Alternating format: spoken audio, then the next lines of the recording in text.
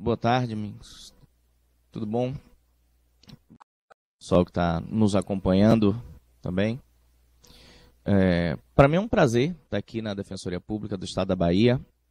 Uma função tão importante, tão relevante, que sem dúvida nenhuma já vem assumindo uma condição de destaque, eu diria até de protagonismo, muitas vezes, principalmente quando a gente fala, e a gente pretende falar bastante hoje, sobre a realização de direitos sociais, o fundamento do tema que a gente vai trabalhar hoje é a realização dos direitos sociais, os direitos sociais da pessoa com deficiência. O nosso tema, né, dos nossos 2 encontros será o direito das pessoas com deficiência, e me parece que a Defensoria Pública, principalmente com o desenho constitucional que ela tem hoje, a partir das reformas iniciadas em 2004, me parece que a Defensoria Pública ela tem, de fato, um papel dos mais importantes na realização desses direitos. Então, a ideia é a gente passar alguns temas aqui, que a gente converse sobre alguns temas e de fato, a ideia é que a gente tenha essa participação, que a gente tenha uma conversa mesmo sobre esses temas, sobre as implicações, sobre as possibilidades de realização desses direitos. A gente tem também a possibilidade, né, Bruno me passou, de os colegas, os polos entrarem em contato conosco, estarei à inteira disposição, nós estamos aqui para isso mesmo, então, tanto aqui no presencial quanto no telepresencial, estarei absolutamente à disposição. Eu digo que me parece que a Defensoria deva seguir nessa sua atuação com esse protagonismo que não lhe é dado por acaso, lhe é dado por previsão constitucional, principalmente, especialmente, por conta da fixação constitucional dessa sua nova, pelo menos como função institucional nova, né, da emenda 80 de 2014, a previsão da Defensoria Pública tendo como função institucional a promoção dos direitos humanos. E é da promoção de direitos humanos que estamos falando, da promoção de direitos humanos de pessoas invisibilizadas. Aliás, essa é a grande marca da Defensoria Pública, a sua atuação. Obrigado. A sua atuação é marcada por isso, né?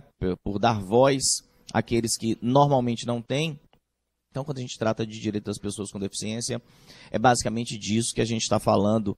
Só que aí a gente fala de uma atuação que se dá em várias áreas, que pode se dar em várias áreas, tanto no contexto interno, quanto, quem sabe, e aí vai ser uma parte que eu vou querer desenvolver também com vocês, quem sabe hoje, quem sabe na nossa próxima aula, nosso próximo encontro, que é a atuação internacional da Defensoria Pública. A gente precisa tratar desse tema, me parece que é inevitável, e na verdade é muito interessante que façamos isso.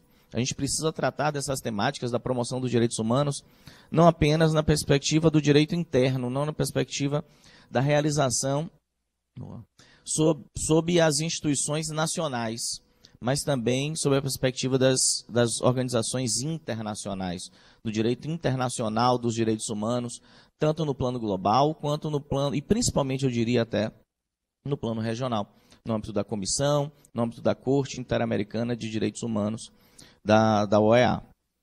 Pois bem, como eu disse, quando a gente fala em direito das pessoas com deficiência, a gente está falando de direitos humanos. E aí eu queria recobrar de vocês, com vocês, e me passaram, inclusive, eu fiquei muito feliz com isso, que nosso encontro, ele costuma ser um encontro bastante interativo, e peço mesmo, né, que a gente tenha um encontro interativo, a ideia é que de fato a gente tenha uma troca de experiências. Mas eu quero recobrar com vocês a ideia dessa evolução dos direitos humanos, como é que a gente chegou aqui e, na verdade, onde estamos. Porque a evolução dos direitos humanos não tem nem mesmo um ponto de partida, pelo menos não um ponto que se consiga estabelecer num determinado momento, num determinado local, mas principalmente me parece que a evolução desses direitos humanos não tem um ponto de chegada. Eu não consigo estabelecer exatamente onde estamos nesse processo de evolução. dos direitos humanos. Então, o direito das pessoas com deficiência, principalmente ele, né, ele se insere num contexto da mais absoluta inovação. Tratar dos direitos das pessoas com deficiência, especialmente no Brasil, é tratar de algo absolutamente novo. Algo com que não temos, na maioria das vezes, um grande contato, uma grande experiência. A realização desses direitos ainda traz muita estranheza, tanto no âmbito judicial quanto no âmbito extrajudicial. Se a gente falar que a nossa principal legislação atual, aquela que ocupa o centro do microsistema de proteção à pessoa com deficiência, a nossa principal norma é uma norma extensa e que interfere nas mais variadas áreas do direito. A nossa norma é uma norma de 2015. Poxa, para o direito, você tem aí 3 anos e meio, menos de 4 anos de elaboração de uma norma tão complexa, tão extensa, que invade tantas áreas do direito. Isso é algo de fato muito recente. Mas eu queria recobrar e peço... aqui a gente passa, né? Deixa eu passar aqui o nosso slide para a gente... Pronto. Para a gente poder recobrar, claro, essa não é uma noção nova, né? E a gente tem esse desenvolvimento, ao contrário, como um desenvolvimento clássico. Recobrar essa ideia da evolução histórica dos direitos humanos. A gente não consegue desenvolver, realizar um direito sem conhecer a base teórica e a base histórica, inclusive, sobre a qual ele se põe. Então, quando falamos de direito das pessoas com deficiência, estamos falando de direitos humanos. E quando falamos de direitos humanos, não estamos falando de uma coisa só. Não estamos falando de uma coisa solta no tempo, solta no espaço. Nós estamos falando de uma realização humana. Então, quando a gente parte para falar, e eu trouxe aqui minha ideia nesses nossos encontros, não é muito trazer inovações teóricas, a ideia não é essa. Me parece que muito mais importante atualmente, e vou buscar desenvolver isso com vocês, me parece que muito mais importante atualmente do que inovar em direitos é realizá-los, né? Como Norberto Bobbio bem desenvolve na sua obra A Era dos Direitos, nós vivemos um momento em que, não que isso deva ser deixado de lado, mas em que é muito mais importante do que inovar em direitos, muito mais importante que prescrever novos direitos, é realizar os direitos já existentes. Me parece que na quadra, no momento em que vivemos, especialmente no Brasil, isso ganha um relevo ainda maior. Um momento de, como veremos, afastamento de uma linha de realização dos direitos humanos que vem de mais de 30 anos, vem desde pelo menos a elaboração da nossa Constituição. Pois muito bem. Mas quando a gente fala em evolução histórica desses direitos humanos, quando a gente trata dessas chamadas gerações ou dimensões dos direitos humanos, a gente tem um caminho, que não é um caminho curto, né, mas historicamente é um caminho bem posicionado. Quando a gente fala do desenvolvimento desses direitos humanos, desses direitos fundamentais, eu chego a colocar, né, direitos humanos associados a direitos fundamentais, porque principalmente por essa ideia de atuação da Defensoria Pública, tanto no âmbito interno quanto no âmbito internacional, me parece que não há possibilidade e não há nem mesmo interesse em diferenciarmos. É claro, a nossa doutrina diferencia os conceitos de direitos fundamentais, de direitos humanos, a previsão, a expressão direitos fundamentais, a nossa própria Constituição reflete isso, a expressão direitos fundamentais sendo a expressão utilizada para o âmbito interno. Então, quando falamos do ordenamento jurídico nacional, nos referimos aos direitos e às garantias fundamentais. É assim, basicamente, que fala, por exemplo, o nosso artigo 5º, né, que se inicia, que tem como título, né, o título 2 da nossa Constituição, é o título dos direitos e garantias fundamentais. Então, o artigo 5º, tratando dos direitos individuais e coletivos, vai falar disso. Na sequência, os direitos sociais a partir do artigo 6º. Mas, até mesmo no artigo 5º, a gente vê esse reflexo.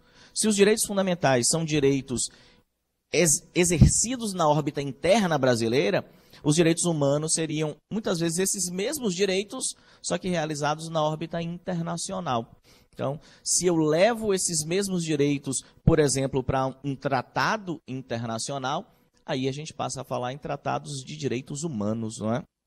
Como será, e veremos, a Convenção Americana de Direitos Humanos, como será, e veremos também, a Convenção de Proteção às Pessoas com Deficiência, a Convenção de Nova York. de 2007. Mas antes disso, nós temos uma evolução nesses direitos humanos e nós precisamos enquadrar, é importante que façamos isso, veremos que isso vai repercutir não só no âmbito material, mas também no âmbito processual dos direitos das pessoas com deficiência. É importante que nós enquadremos esse direito das pessoas com deficiência nessa evolução histórica dos direitos humanos. Essa evolução histórica dos direitos humanos, que não vem de hoje, vem de muito tempo, de muitos séculos, mas é fato, encontra em determinados momentos históricos positivações que são muito marcantes. Então, quando a gente fala, e aqui a gente parte, me parece que as coisas mais simples, elas representam muitas vezes o que há de mais elaborado numa teoria, numa doutrina, num estudo. Eu parto aqui da conceituação de direitos humanos do Karel Vazak, que associou essa evolução dos direitos humanos a essas chamadas, ele usava essa expressão, as chamadas gerações dos direitos fundamentais. Hoje a gente tem uma evolução dessa nomenclatura, passando a serem elas designadas não gerações, mas dimensões dos direitos humanos, a atrair a ideia, e que para a gente vai ser muito cara, atrair a ideia de que as novas gerações de direitos humanos, e hoje já se fala até numa quarta, numa quinta, quem sabe até numa sexta geração de direitos humanos, o surgimento de uma nova geração de direitos humanos não faria com que a geração anterior ou as gerações anteriores desaparecessem ou perdessem as suas forças. Mas essa classificação me parece uma classificação muito didática e, ao mesmo tempo, muito profunda, porque ela é uma classificação que se utiliza até do lema da Revolução Francesa, né? Liberdade, igualdade e fraternidade, para, a partir daí, desenhar cada uma dessas três, são as principais, cada uma dessas três áreas, cada uma dessas três ondas dos direitos humanos. No primeiro momento, e nós recobramos lá as ideias das revoluções modernas, né? Seja na Revolução Francesa, seja no processo de independência dos Estados Unidos da América, e tudo isso com um reflexo muito importante aqui no Brasil, como veremos. Vemos ali o surgimento da chamada primeira geração, ou primeira dimensão dos direitos humanos, dos direitos fundamentais. Surge como gerações dos direitos humanos, até porque a visão de direitos humanos nesse momento era uma visão um pouco diferente da que a gente tem hoje, a partir do processo de internacionalização, mas dele a gente fala já já. Primeira geração de direitos humanos, que é marcada por um caráter liberal. Então, a perspectiva liberal é a marca da primeira geração de direitos fundamentais ou de direitos humanos. E o que é que isso significa? O que é que significa falar numa geração de direitos humanos marcada pela noção do liberalismo? E aí eu já abro para a participação. Aliás, fiquem à vontade o tempo todo para fazerem qualquer tipo de intervenção. Mas eu faço questão de perguntar para os presentes aqui, né, no presencial, para os amigos do telepresencial. Eu pergunto, qual é o conceito de um direito humano, de um direito fundamental, elaborado sob uma perspectiva liberal? O que isso significa e quais são os reflexos que podemos tirar disso? Alguém se arrisca? Não?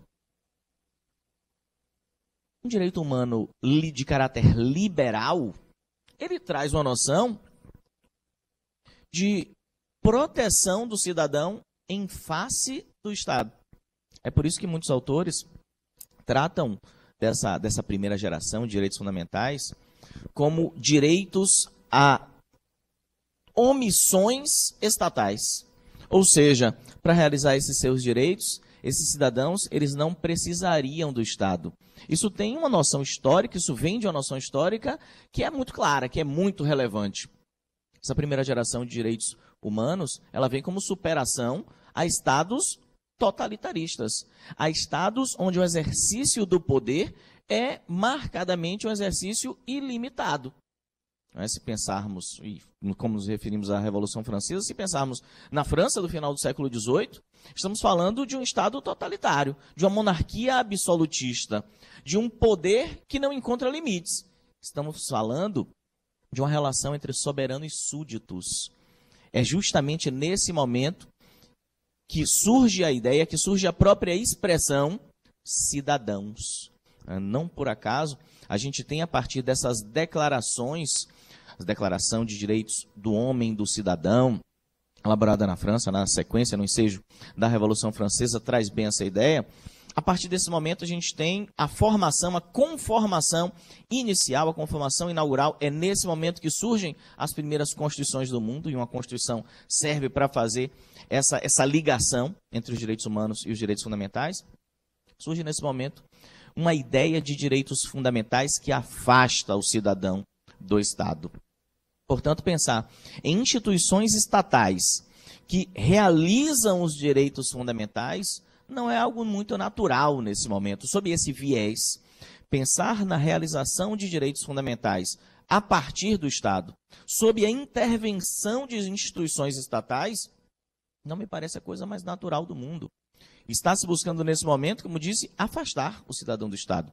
Aquele Estado que intervém demais nas relações entre os particulares, aquele Estado que tributa demais, a gente não pode se enganar. O surgimento dos direitos fundamentais, é claro que a gente desenvolve hoje bastante os direitos fundamentais, mas a gente não pode perder de vista que o surgimento dos direitos fundamentais ocorre sob uma perspectiva, principalmente dessa relação tributária.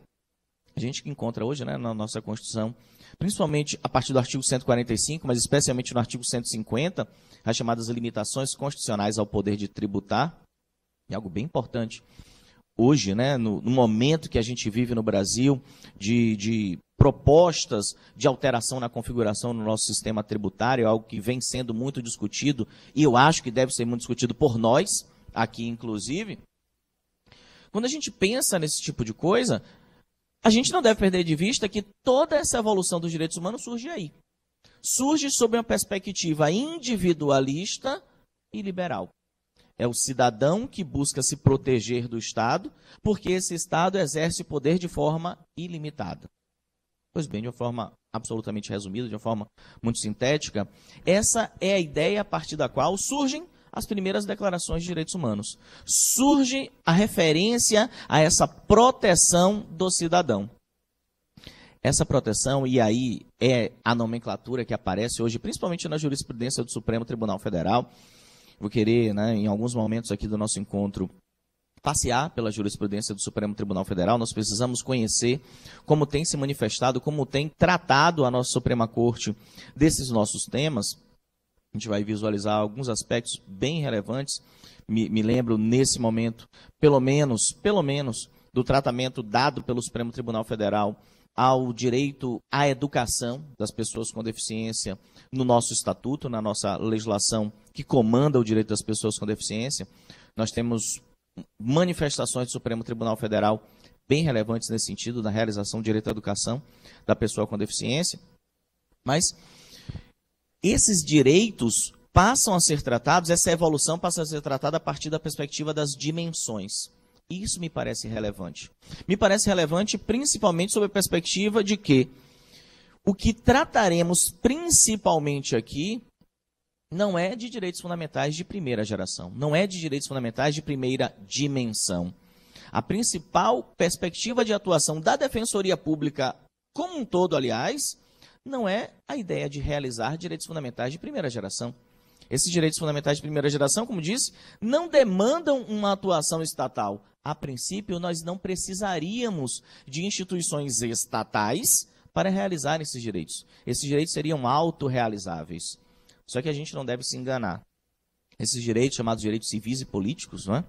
Eles aparecem como pressuposto para a realização de todos os demais direitos.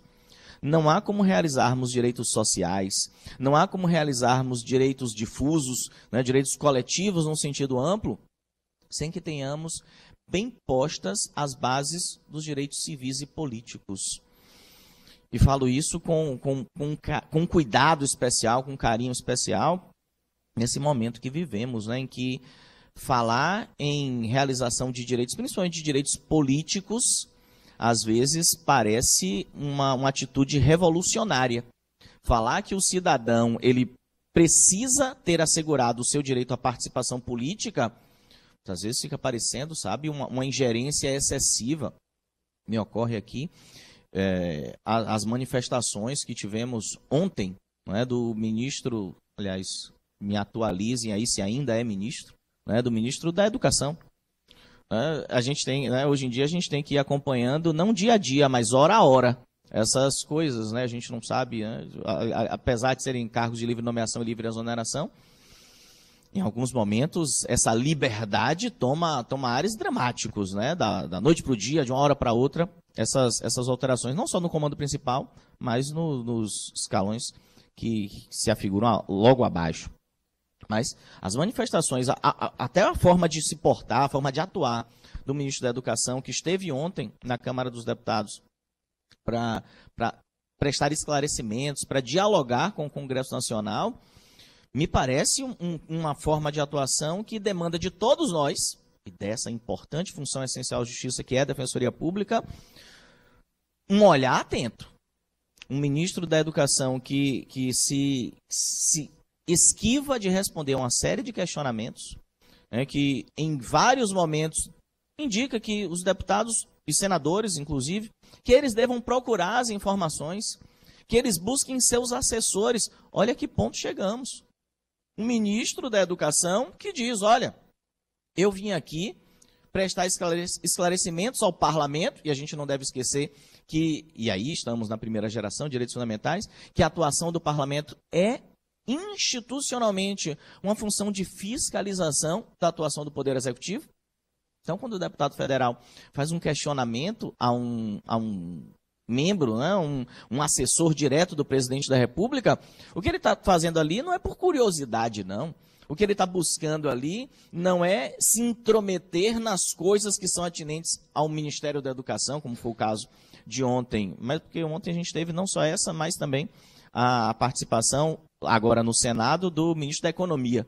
Mas disso a gente fala um pouco mais adiante, tem absolutamente tudo a ver com o tema que a gente vem tratando já.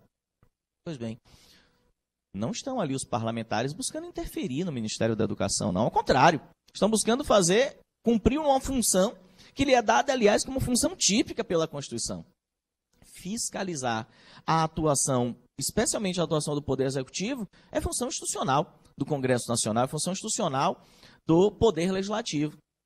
E aí um ministro da Educação que se permite entregar a esse Congresso Nacional um punhado de folhas com meras... Uma deputada chegou a se referir a elas como listas de desejos, tentando demonstrar a ausência de metas concretas naquele material que ela havia recebido. Então ela dizia, olha, o que é apresentado aqui a esse Congresso Nacional é tão somente uma lista de desejos. Tão grande é o caráter de abstração. Tão grande é a obviedade do que vem dito aqui. Não se detalha o que se pretende para a educação nos próximos anos. E a realização do direito à educação, especialmente a realização do direito à educação das pessoas com deficiência, me parece um dos temas centrais aqui da nossa conversa. Mas a realização, então, desses direitos políticos vai muito além de, a cada 2 anos, a cada 4 anos, escolhermos representantes eleitos. Mas vai disso também. Tem a ver com isso também. É nesse momento, e me parece que só isso já demonstraria a importância desse ponto, me parece que essa escolha de representantes eleitos pelo povo e os instrumentos de participação direta que temos na Constituição aprofunda isso, me parece que isso já é importante demais para trazer a ideia de que não temos gerações de direitos fundamentais, no sentido de que uma segunda geração, uma terceira geração, veremos que o direito das pessoas com deficiência, hoje, segundo a nossa doutrina, se enquadra numa interface, em alguns momentos na segunda geração, em outros momentos na terceira geração dos direitos fundamentais, tendo aqui atores diretos na realização desses direitos, inclusive pela via judicial, é preciso a gente registrar isso. Se o direito material das pessoas com deficiência é claramente um direito baseado na segunda geração de direitos fundamentais, dar uma noção de igualdade, mas uma igualdade material a esses direitos, desigualar os desiguais na medida das suas diferenças. Então, se o direito material das pessoas com deficiência é claramente um direito fundamental de segunda geração, a realização desses direitos, a operacionalização desses direitos, faz parte claramente do chamado microsistema da tutela coletiva. E eu vou querer conversar com vocês também sobre essa ideia de tutela coletiva. Me parece que a atuação da Defensoria Pública nesse momento, principalmente nesse momento, em que temos uma nova configuração da Defensoria Pública, em que, como disse, a Defensoria Pública passa a atuar com um protagonismo ainda maior do que já tinha na realização dos direitos sociais, e parece que isso precisa ser muito discutido, sob pena de passarmos os dias, os meses, os anos enxugando o gelo. Porque a atuação meramente individual, eu tenho certeza disso, vou querer a confirmação, se for o caso, mas tenho certeza que muitos de vocês atuam no seu dia a dia na realização desses direitos sob uma perspectiva individual. Ela é importantíssima, ela deve permanecer, mas penso eu que o olhar para a realização coletiva desses direitos demanda hoje um cuidado especial da Defensoria Pública. Mas voltando. Essa primeira geração de direitos fundamentais, então, me parece que ela traz até hoje, ou primeira dimensão dos direitos fundamentais, que permanece, ela traz ainda hoje uma importância fundamental. Falar em direitos das pessoas com deficiência como direitos de segunda geração, direitos de terceira geração, não é de forma alguma afastar a primeira geração de direitos fundamentais, a primeira dimensão. Essa perspectiva ela permanece, principalmente sob a ideia de realização desses chamados direitos civis e políticos. Mas é bem verdade, nesse rápido caminhar que fazemos para que coloquemos com segurança onde estamos, nesse caminhar verificamos que se a realização desses chamados direitos fundamentais de primeira dimensão, essa realização, ela é importante, ela foi importante e continua sendo, ela não foi suficiente. Realizar direitos sob a perspectiva liberal foi importante, é importante, mas não nos é suficiente. E falar isso não tem nada de ultrapassado. Falar isso num Estado como o Estado brasileiro, que discute e pretende, me parece, discutir, eu espero pelo menos que seja assim, pretende discutir de forma profunda o seu sistema de seguridade social, a Seguridade Social que é tão cara à Defensoria Pública nessa sua atuação, tanto sob a perspectiva da saúde, quanto da assistência e também da Previdência Social. Num país que pretende discutir profundamente o seu sistema de Seguridade Social, quem sabe para alterá-lo profundamente, quem sabe para decidir pela sua manutenção, eu espero que decida pela sua manutenção com aprimoramentos. Falar disso nesse momento é algo realmente muito relevante. Realizar direitos sociais é um complemento à realização de direitos de caráter liberal, de feição liberal.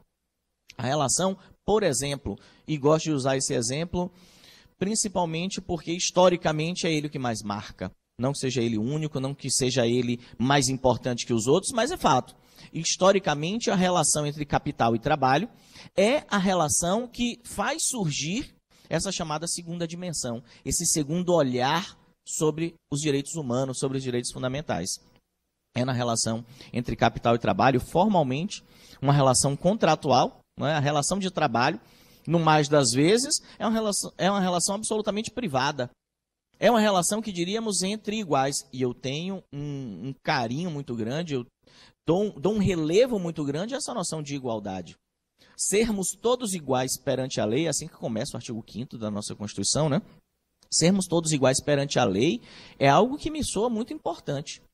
Pensar que eu, como cidadão, sou igual a todos os outros, me traz a noção de que não existe soberano nesse país, que não existem súditos nesse país, que somos todos cidadãos e que a realização desses direitos vai de acordo com a necessidade de cada um.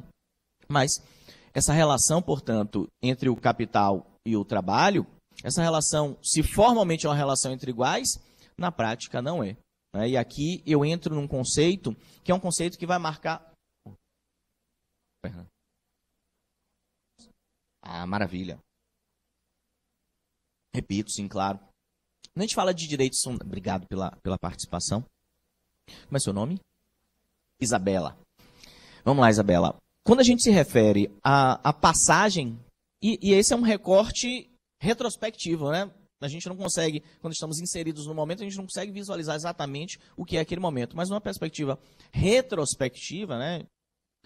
Com o perdão da redundância, a gente percebe que, historicamente, e aí estamos falando, se o surgimento das primeiras declarações de direitos humanos, sob aquela perspectiva liberal, marca o final do século XVIII e início do século XIX, aqui já estamos, né, num salto histórico, caminhando para o início do século XX.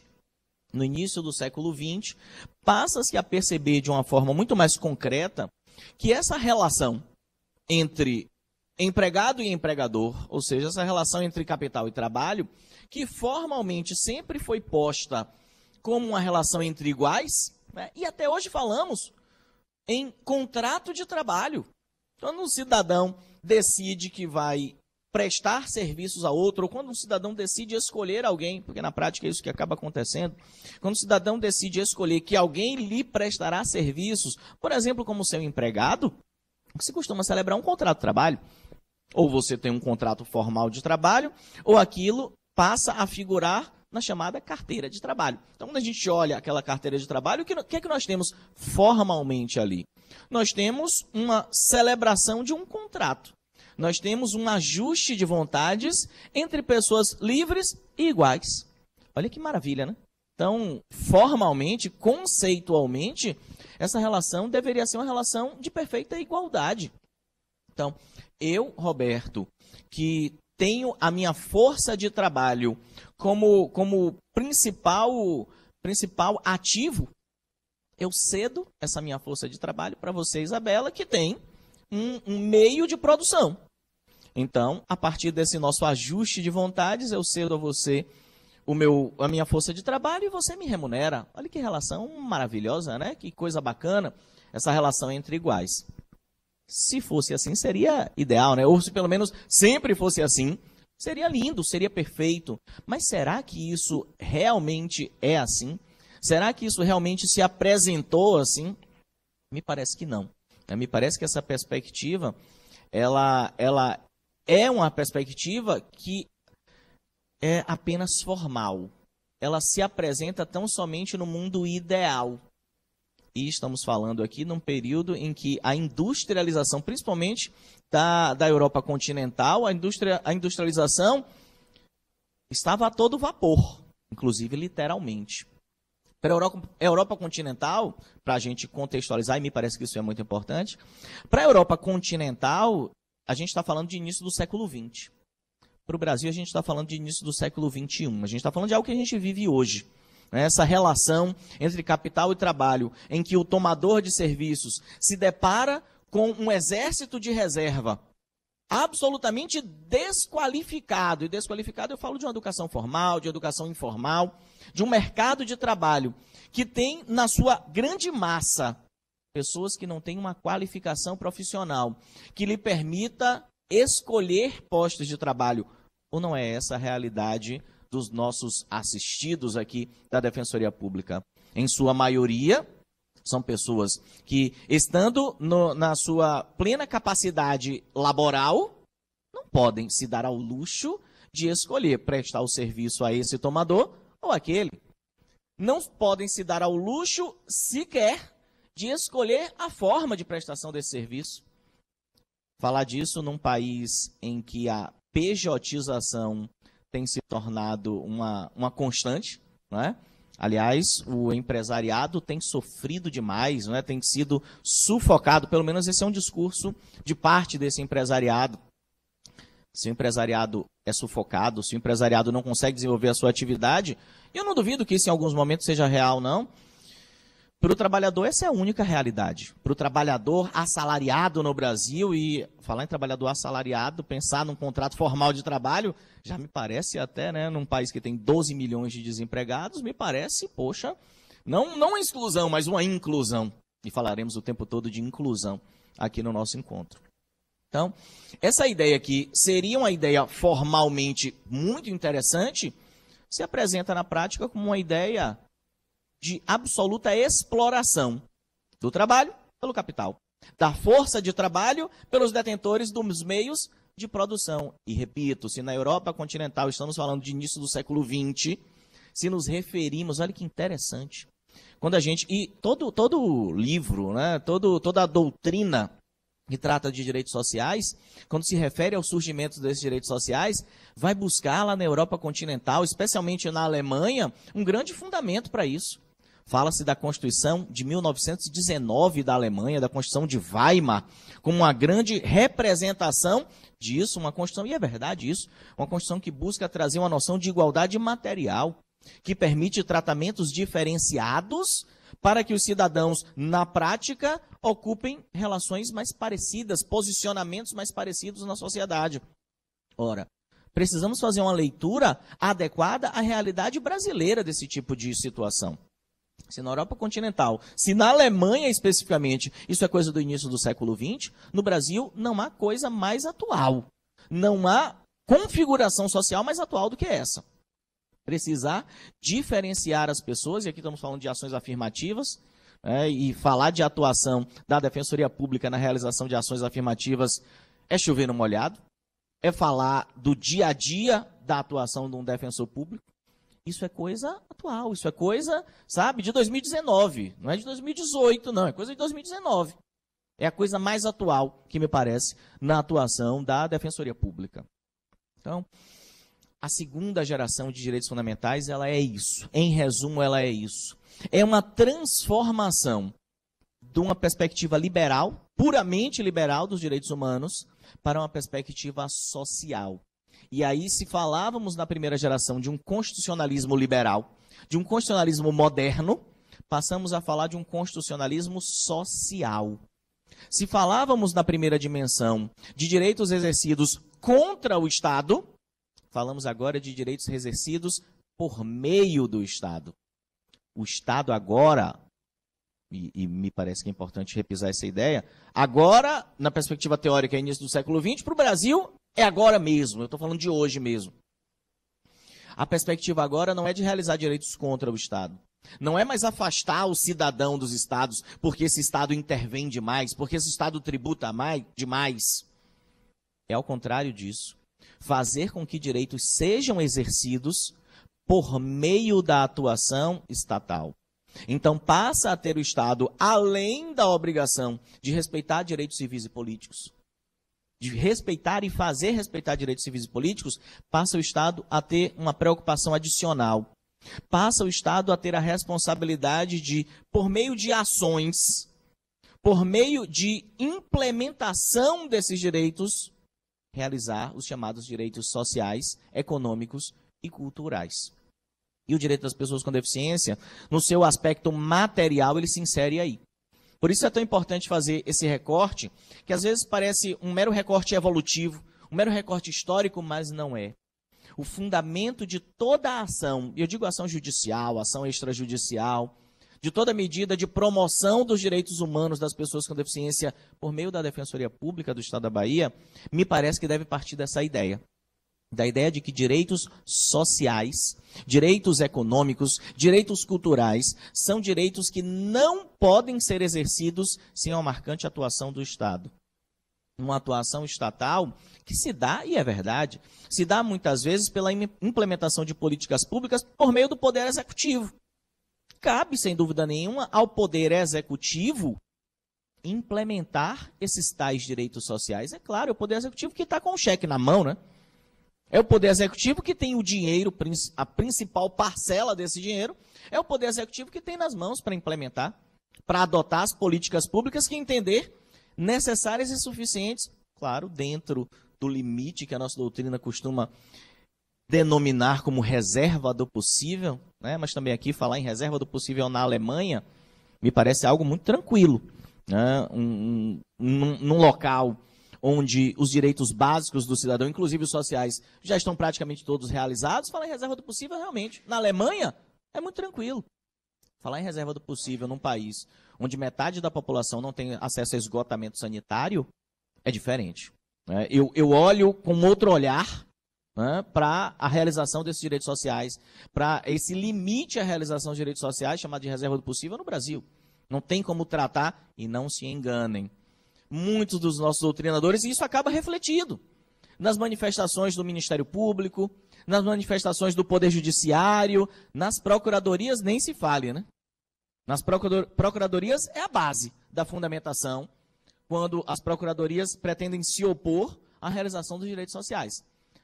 Os recursos são escassos, e são mesmo, Os recursos são escassos, então precisamos fazer escolhas. Não dá para realizar direitos fundamentais na medida do que gostaríamos. Eu até concordo com isso, me parece, né, que todos concordamos. Nós adoraríamos que os recursos fossem ilimitados. Então nós realizaríamos não só os direitos básicos, mas até os direitos mais supérfluos dos cidadãos. Ora, você tem vontade de fazer isso? Faça. Você quer trabalhar? Você gosta de trabalho? Trabalhe. Se você não gosta, não trabalhe. Nós lhe daremos aqui, né, uma renda mínima para você viver. Só trabalha quem quer ter algo mais, quem quer contribuir de alguma outra forma. Pois se a gente pudesse fazer isso, seria realmente muito interessante, não seria não? Os recursos são escassos. Mas usar como fundamento essa escassez de recursos que é real para negar direitos básicos e, né, esgotamento sanitário para metade da população de um país. 100 milhões de pessoas, das 208 milhões de pessoas, sem acesso ao esgotamento sanitário. Não me parece que seja uma coisa tranquila, como a gente vê, né? Infelizmente a gente vê, né, na atuação, e aqui com o mais absoluto respeito, né, que tenho por todas as carreiras, todos os colegas que atuam nas nossas áreas, né, da justiça, especialmente nós que fazemos parte das funções essenciais da justiça, com o máximo respeito que tenham as nossas procuradorias, né, a Advocacia da União, as procuradorias estaduais, municipais e do Distrito Federal, não me parece que seja um argumento que possa ser colocado com a tranquilidade que é colocada nas manifestações de nossas procuradorias. Olha, você busca realizar, e aqui também, né, aquela relação entre direito individual e direito coletivo me parece algo, sabe, inescondível, algo absolutamente necessário, que pensemos sobre isso. Olha, a realização desse direito seria interessante, mas não tem dinheiro, então, com base na reserva do possível, nós, Estado, nós não vamos prestar esse serviço, nós não vamos conceder esse benefício. Eu trouxe aqui, para a gente discutir já, decisão recente do Supremo Tribunal Federal, declaradamente nesse sentido. Concessão de adicional de benefício previdenciário, nem é a concessão do próprio benefício, mas de um adicional de benefício previdenciário à pessoa com deficiência, que esteja abrangida não por uma pura e simples deficiência, mas por uma deficiência qualificada, que a nossa doutrina costuma chamar de grande invalidez. Olha, esse é um quadro evolutivo que precisamos traçar. Quando a gente fala de pessoa com deficiência, e a nossa lei deixa isso muito claro, a ementa da nossa lei, veremos, a ementa da nossa lei diz, não é um nome informal, não, a ementa da nossa lei, do Estatuto da Pessoa com Deficiência, diz que ela é uma lei que prevê a inclusão da pessoa com deficiência. Então a ideia é de que vejamos a pessoa com deficiência como uma pessoa normal. Parece, me soa até, sabe, estranho precisar dizer isso, mas a gente precisa dizer isso. Infelizmente, até hoje, e me parece que durante muito tempo a gente ainda vai precisar dizer isso. E diremos todas as vezes que isso for necessário. Pessoa com deficiência é uma pessoa normal. Uma pessoa absolutamente capaz. Precisou, né, o nosso legislador em 2015, e 2015 é anteontem, precisou o nosso legislador deixar isso praticamente desenhado. O artigo 6º da nossa lei, como veremos, é o legislador desenhando isso. A pessoa com deficiência é capaz para os atos da vida civil. Fez, como veremos, o nosso legislador uma alteração importantíssima, fundamental no Código Civil, dizendo, olha, deficiência não é suficiente para que alguém seja declarado absolutamente incapaz. E a gente vai ver isso. Eu estou dizendo que isso é algo atual no Brasil, mas eu vou pretender lhe mostrar. Me parece que a nossa conversa ela precisa, em alguns momentos, dessa concretude. Eu vou lhe mostrar que esse atual nessa temática, às vezes é coisa de uma semana, sabe? Eu vou lhe trazer coisas que foram feitas semana passada. Discussões travadas no Congresso Nacional na semana passada. Justamente relacionada agora, não ao direito à educação, como me referi, não a essa implementação de direitos relacionados Seguridade social, como me referi também, mas relacionada à saúde. Qual será o direcionamento do direito à saúde, da realização do direito à saúde no Brasil nos próximos anos? Nós temos aí um governo, né, que se inicia. Está fechando agora o seu 3º mês, essa semana. Ainda temos aí, né, um mandato previsto no texto constitucional, mas 3 anos e 9 meses de governo. Quais são as perspectivas para direito à saúde no Brasil? Também aqui, tá? Não é só na Previdência que se está buscando uma discussão que poderia gerar uma mudança de paradigmas, não. Não é só a Previdência, né, e os eufemismos muitas vezes escondem coisas graves. Não é só a Previdência que se tornaria uma nova Previdência, porque esse é o slogan, né? A nova Previdência. Não é só a Previdência que se tornaria nova, não. Em muitos aspectos, a saúde também se tornaria uma nova saúde. Nós temos desde a Constituição de 88, mas principalmente a partir de 2001, uma política pública de tratamento das pessoas com deficiência mental, que é um tratamento designado como política antimanicomial. Ou seja, a ideia de que pessoas com deficiência mental não devam ser destacadas do nosso sistema geral de saúde para serem tratadas em hospitais psiquiátricos. Não é essa a perspectiva do direito à saúde no Brasil já de há muito tempo? Isso está na Constituição de 88. A perspectiva lá, a partir do artigo 196, perspectiva de um tratamento inclusivo dessa pessoa com deficiência mental. Em 2001, uma elaboração, né, da nossa lei, da Lei 10.216, essa luta antimanicomial encontra amparo não só na Constituição, mas amparo na legislação infraconstitucional. E olha como eu estou lhe dizendo que isso é atual. Eu vou lhe mostrar já já. Mas na semana passada, 15 dias atrás, para a gente falar da manifestação, e as discussões vêm semana passada e dessa semana. 15 dias atrás, nós tivemos a expedição de uma nota pública do Ministério da Saúde, estabelecendo novas diretrizes para o tratamento da pessoa com deficiência mental. E qual não foi a minha surpresa ao verificar nessa nota técnica a previsão destacada, como eu vou lhe mostrar, dos hospitais psiquiátricos. Ou seja, essa perspectiva inclusiva, essa perspectiva de dar o tratamento à pessoa com deficiência mental no bojo do nosso sistema público de saúde, no bojo do SUS, nos nossos hospitais gerais. Essa perspectiva, segundo essa nota técnica, é verdade, essa nota técnica, ela busca tão somente detalhar aspectos que já vêm de portarias anteriores. Mas o que essa nota técnica procura fazer é estabelecer de forma muito clara que os hospitais psiquiátricos passam a ter uma posição de destaque, e eu vou lhe mostrar na nota técnica essa posição de destaque, no tratamento da pessoa com deficiência mental. A gente precisa discutir isso, né? A atuação da Defensoria Pública, tanto no âmbito individual, mas eu diria no âmbito, principalmente no âmbito coletivo, essa atuação é uma atuação sem a qual a manutenção de um sistema que me parece um sistema muito mais justo, muito mais inclusivo, parece que não vai se dar, não. Que não acontecerá, não. Então, esse tipo de discussão que eu acho relevante que a gente tenha. Mas o fato é que, então, direitos fundamentais de segunda geração são direitos realizados por meio do Estado, através da atuação estatal. Cabe ao Estado criar órgãos, e aqui órgão no sentido atécnico, né? A gente não pode ir na Defensoria Pública, me parece que é muito caro, não é uma questão de mera nomenclatura, né? Não é muito menos uma questão de apuro técnico, puro e simples, falar que órgão aqui não está dentro do seu conceito técnico. Mas o Estado precisa criar instituições, corpos de servidores no sentido amplo, que caminhem na realização desses direitos sociais.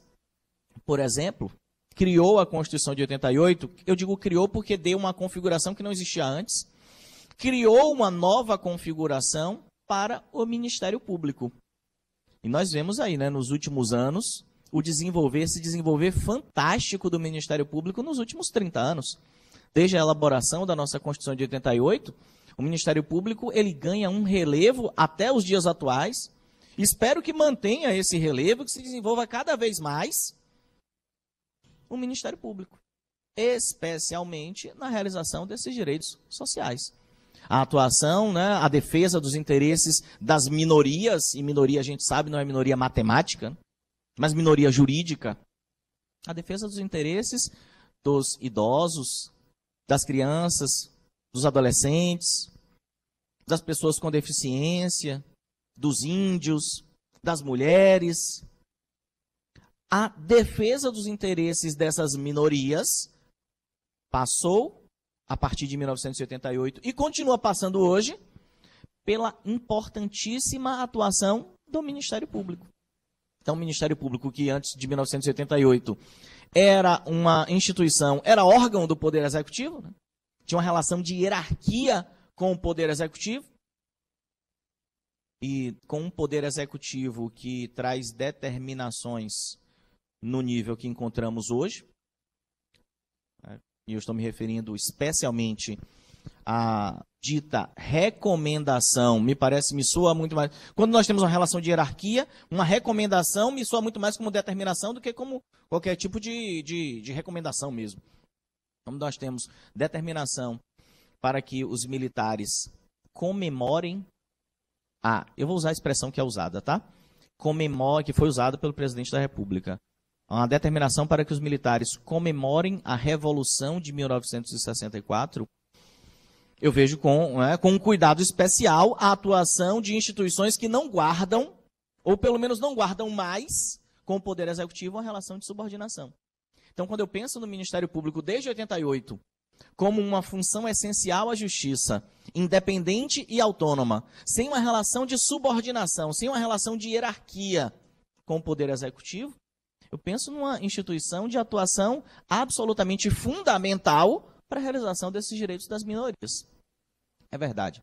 O Ministério Público, desde 88, ele ganha essa posição de relevo, ele ganha essa proeminência, e em 30 anos, me parece, que o Ministério Público vem conduzindo com muito cuidado essa sua condição.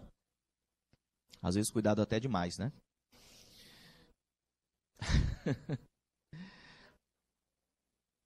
Que horas são? 3h30 já? É mesmo. Deixa eu só dizer isso e a gente vai fazer uma pausa rápida para um cafezinho. Me parece de fato que o Ministério Público tem cuidado, né, tem tratado com muito cuidado, de fato, dessa sua condição de proeminência. Ela vem desde 88, em 30 anos, apesar de ser muito pouco tempo para o amadurecimento de uma democracia, 30 anos, né, muito pouco tempo. Se 30 anos é pouco tempo para esse fortalecimento da atuação do Ministério Público na tutela desses direitos sociais e econômicos, 5 anos não é nada, né? 4 anos e meio, 4 anos e 9 meses, para ser mais específico, e aí os colegas já sabem exatamente do que estamos falando. É ontem, 5 de junho de 2014, data da promulgação da Emenda Constitucional número 80, que eu não gosto de falar em encerra, mas é fato, no processo de reforma constitucional, encerra um processo que se iniciou com a Emenda Constitucional número 45. A gente tem, a partir da Emenda Constitucional número 45, passando pela Emenda 69, passando pela Emenda 74, e culminando com a Emenda 80, repare, a gente tem a Emenda 69 em 2012, a Emenda 74 em 2013 e a Emenda 80 em 2014. 3 anos em sequência de reformas importantes na nossa Constituição, que tiveram um objetivo único: dar uma nova configuração à Defensoria Pública. Trazer uma nova e absolutamente revolucionária configuração à Defensoria Pública. Ou não lhes parece que a ideia de autonomia da Defensoria Pública seja algo revolucionário? Me parece, né? Isso no dia a dia, no trabalho dos nossos defensores públicos, e eu vou querer saber de vocês se é isso mesmo. Me parece que isso gera impactos imediatos. Impactos imediatos. Aliás, me parece que estamos aqui, nesse momento, como decorrência dessa autonomia. Como decorrência dessa ideia de não precisar pedir mais, me permita a expressão, favores ao Poder Executivo. A Defensoria Pública passa, e aí eu falo desse processo, 2004 a 2014, a Defensoria Pública passa a guardar uma relação de autonomia com o Poder Executivo. Instituição autônoma, independente, mas que precisa amadurecer essa ideia. Poxa, se o Ministério Público está fazendo isso há 30 anos. E até hoje, olha, o presidente da República recomendou aos militares que comemorassem o golpe militar. E o que foi que fez o Ministério Público Federal?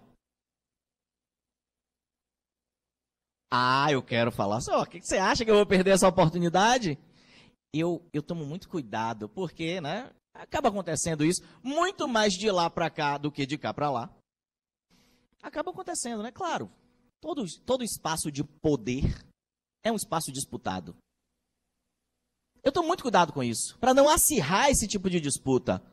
Poxa, mas se o Ministério Público Federal, uma instituição que já possui nesses 30 anos um amadurecimento muito grande nessa sua atuação livre e independente em relação ao Poder Executivo, toma a decisão de não por meio de sua Procuradoria-Geral, não foi a Procuradora-Geral da República que adotou esse ato, mas de uma das suas comissões, né?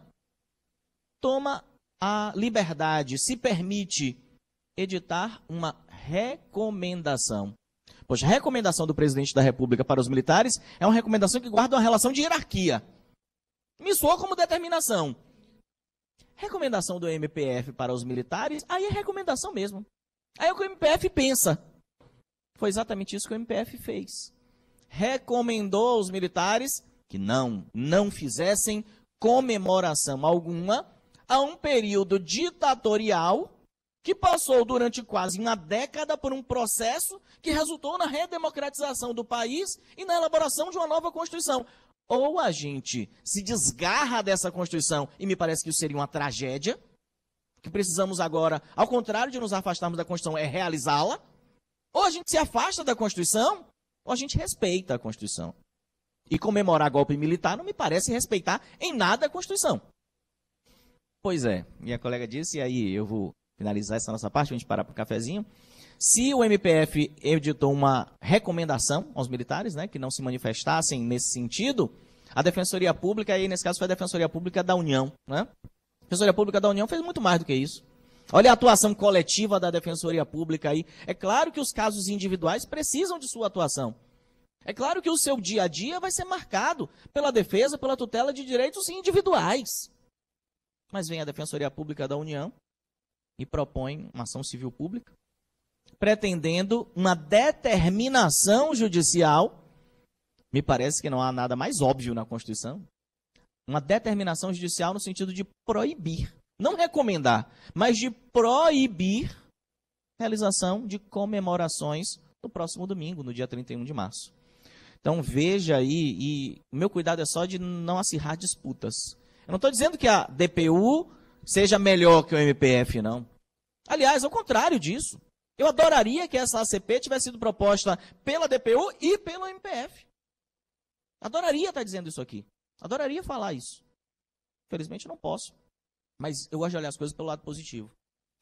Isso demonstra que num processo que se inicia em 2004, mas legislativamente se concretiza em 2014, poxa, 2014, sabe, foi anteontem. Se concretiza em 2014, isso já apresenta um reflexo muito concreto.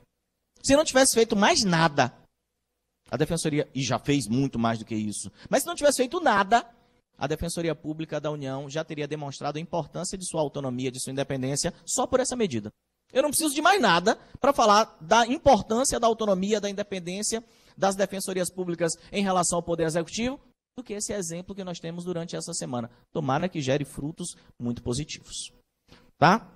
Pois bem, então até aqui registramos que essa evolução dos direitos fundamentais, dos direitos humanos, encontra, né, na Defensoria Pública uma instituição, uma função essencial à justiça, absolutamente necessária para a implementação de direitos fundamentais. Vocês sabem melhor do que eu, não é fácil implementar direitos sociais. Obrigado. Isso custa muito para o Estado.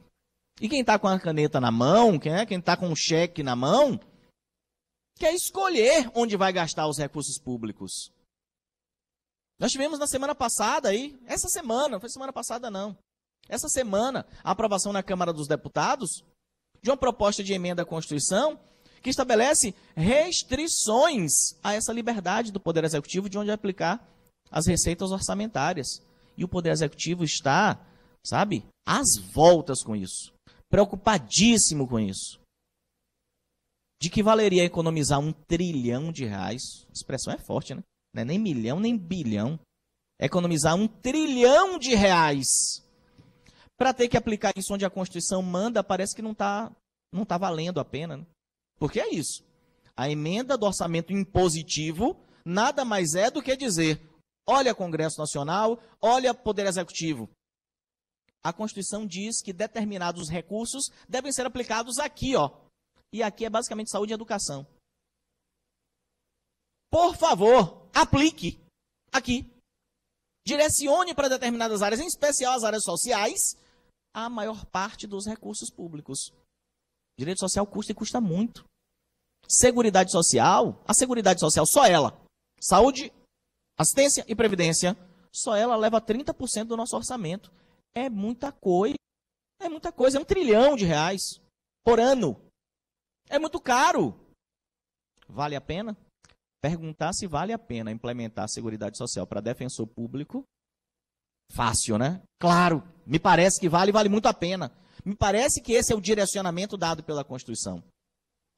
Para um governo que pretende, ao contrário disso, né? Desvincular o que já está vinculado, né? Ainda que o orçamento não seja impositivo, e hoje não é, ainda que não seja impositivo, a ideia é desvincular ainda mais. A Seguridade Social, a gente vai ter a oportunidade de falar sobre isso. A Seguridade Social dita deficitária, né? Ou alguém aqui acredita realmente nesse déficit da Seguridade Social? Dita, eu não preciso de números, eu tenho muitos números para isso, mas eu não preciso sequer de números para falar dessa falácia, para tratar dessa falácia do déficit da Seguridade Social. Só preciso lhe dizer uma coisa. O governo federal, ano após ano, até algum tempo atrás, ele fazia isso com 20%. Hoje faz com 30%. Ano após ano, ele retira 30% do orçamento da Seguridade Social para outras coisas. Olha que absurdo você dizer que o orçamento da Seguridade Social ele é deficitário, entra menos dinheiro do que sai, sendo que você tira 30% do que entra. Sabe? Não preciso de número para isso. Conceitualmente, isso é um absurdo. Mas eu vou querer tratar disso, de aspectos, e eu vou querer falar agora de aspectos mais concretos na segunda parte do nosso encontro. Vamos fazer uma pausa rápida. Os colegas aí, amigos do telepresencial, vamos fazer uma pausa. Quanto tempo? 10, 15 minutos? Geralmente entre 10 e 15 minutos, né? Vamos fazer uma pausa rápida e na sequência a gente segue tratando do nosso tema. Então finalizamos a primeira parte falando sobre a importância da atuação das funções essenciais da justiça, de modo geral, e principalmente da Defensoria Pública, na implementação desses direitos sociais. E o direito das pessoas com deficiência se insere aí. E dissemos que isso não é algo que vai acontecer de um dia para o outro. A implementação de direitos sociais não acontece de um dia para o outro. E eu queria, nesse slide que a gente está usando aqui agora, eu queria chamar a sua atenção para esse que para mim parece o principal ponto. Trocando em miúdos, essa evolução dos direitos humanos, essa evolução do constitucionalismo desemboca hoje nesse chamado neoconstitucionalismo. Neo é novo, né? Neo é uma expressão provisória. A gente não sabe como isso vai ser chamado daqui a 50 anos, daqui a 100 anos. Mas a gente dá esse nome provisório. Neoconstitucionalismo é o constitucionalismo que a gente vive hoje. No mundo, esse neoconstitucionalismo, e no nosso próximo encontro eu vou querer falar um pouco mais sobre isso, sobre a internacionalização dos direitos humanos e o direito das pessoas com deficiência nesse bojo. Se no mundo esse neoconstitucionalismo vem desde o final da Segunda Guerra Mundial, então desde a metade do século XX, da segunda metade do século XX, para o Brasil isso é a nossa vivência atual. Esse neoconstitucionalismo, e todos os autores dizem isso, esse neoconstitucionalismo no Brasil se inicia com a Constituição de 88. A nossa Constituição, que acabou de completar, né, 5 de outubro do ano passado, acabou de completar 30 anos. Então, esse neoconstitucionalismo ele tem uma grande marca. Uma marca que precisa estar na atuação de todo e qualquer agente do nosso sistema de justiça, mas eu vou lhe dizer, principalmente na atuação do defensor público, que é a efetivação dos direitos. O neoconstitucionalismo, se eu tivesse que escolher uma coisa para representar o neoconstitucionalismo, ele não tem só isso, mas se eu tivesse uma coisa para representar o neoconstitucionalismo é realização de direitos, implementar direitos, declarar direitos, a gente já declarou e já declarou muito. Inclusive da órbita internacional. A gente que partiu de declarações, efetivas declarações de direitos humanos, né, e a expressão declaração no direito internacional traz a ideia de uma norma que não é impositiva. A gente que partiu de declarações tem hoje convenções internacionais. O direito das pessoas com deficiência não está previsto em declaração alguma. Está previsto numa convenção internacional. Então, tecnicamente, a gente já tem o arcabouço todo. A gente já tem, aliás, deixa eu passar aqui para a gente visualizar isso. A gente tem as normas de proteção às pessoas com deficiência na Constituição. Eu coloquei a expressão pessoas portadoras de deficiência, entre aspas, para deixar claro que essa nomenclatura não é uma nomenclatura atual. Falar em pessoa portadora de deficiência traz a noção, traz o conceito chamado pela nossa doutrina de conceito médico de deficiência. Ou seja, pessoa portadora de deficiência seria uma pessoa que carrega consigo uma deficiência e que cabe ao Estado, por essa sua condição, amenizar esse sofrimento. Dar algumas vantagens a essa pessoa. Não é essa a ideia. Não é essa a ideia que temos na nossa convenção, na Convenção de Nova York, de proteção às pessoas com deficiência. Não é essa a noção que nós temos no nosso estatuto. Não é essa a noção que a Defensoria deve dar às, não pessoas portadoras de deficiência, mas pessoas com deficiência. Porque a expressão pessoa com deficiência, diferente da expressão pessoa portadora de deficiência, a expressão pessoa com deficiência traz uma noção social de deficiência. Pessoa com deficiência é aquela pessoa que tem um impedimento de longo prazo, é verdade, pode ser físico, pode ser mental, intelectual, mas que, além disso, por barreiras sociais, não consegue realizar direitos em condições de igualdade. Olha como a gente ter um fundamento, uma base teórica firme, é importante para a gente trabalhar isso. Isso vai precisar, isso é importante que esteja em toda petição sua, em toda manifestação sua, que diga respeito à tutela da pessoa com deficiência. Pessoa com deficiência não é uma pessoa que, quando aparece na sua frente, você identifica. Era, na pessoa portadora de deficiência, era, porque você olhava para a pessoa, ela portava ou ela não portava a deficiência. Hoje não.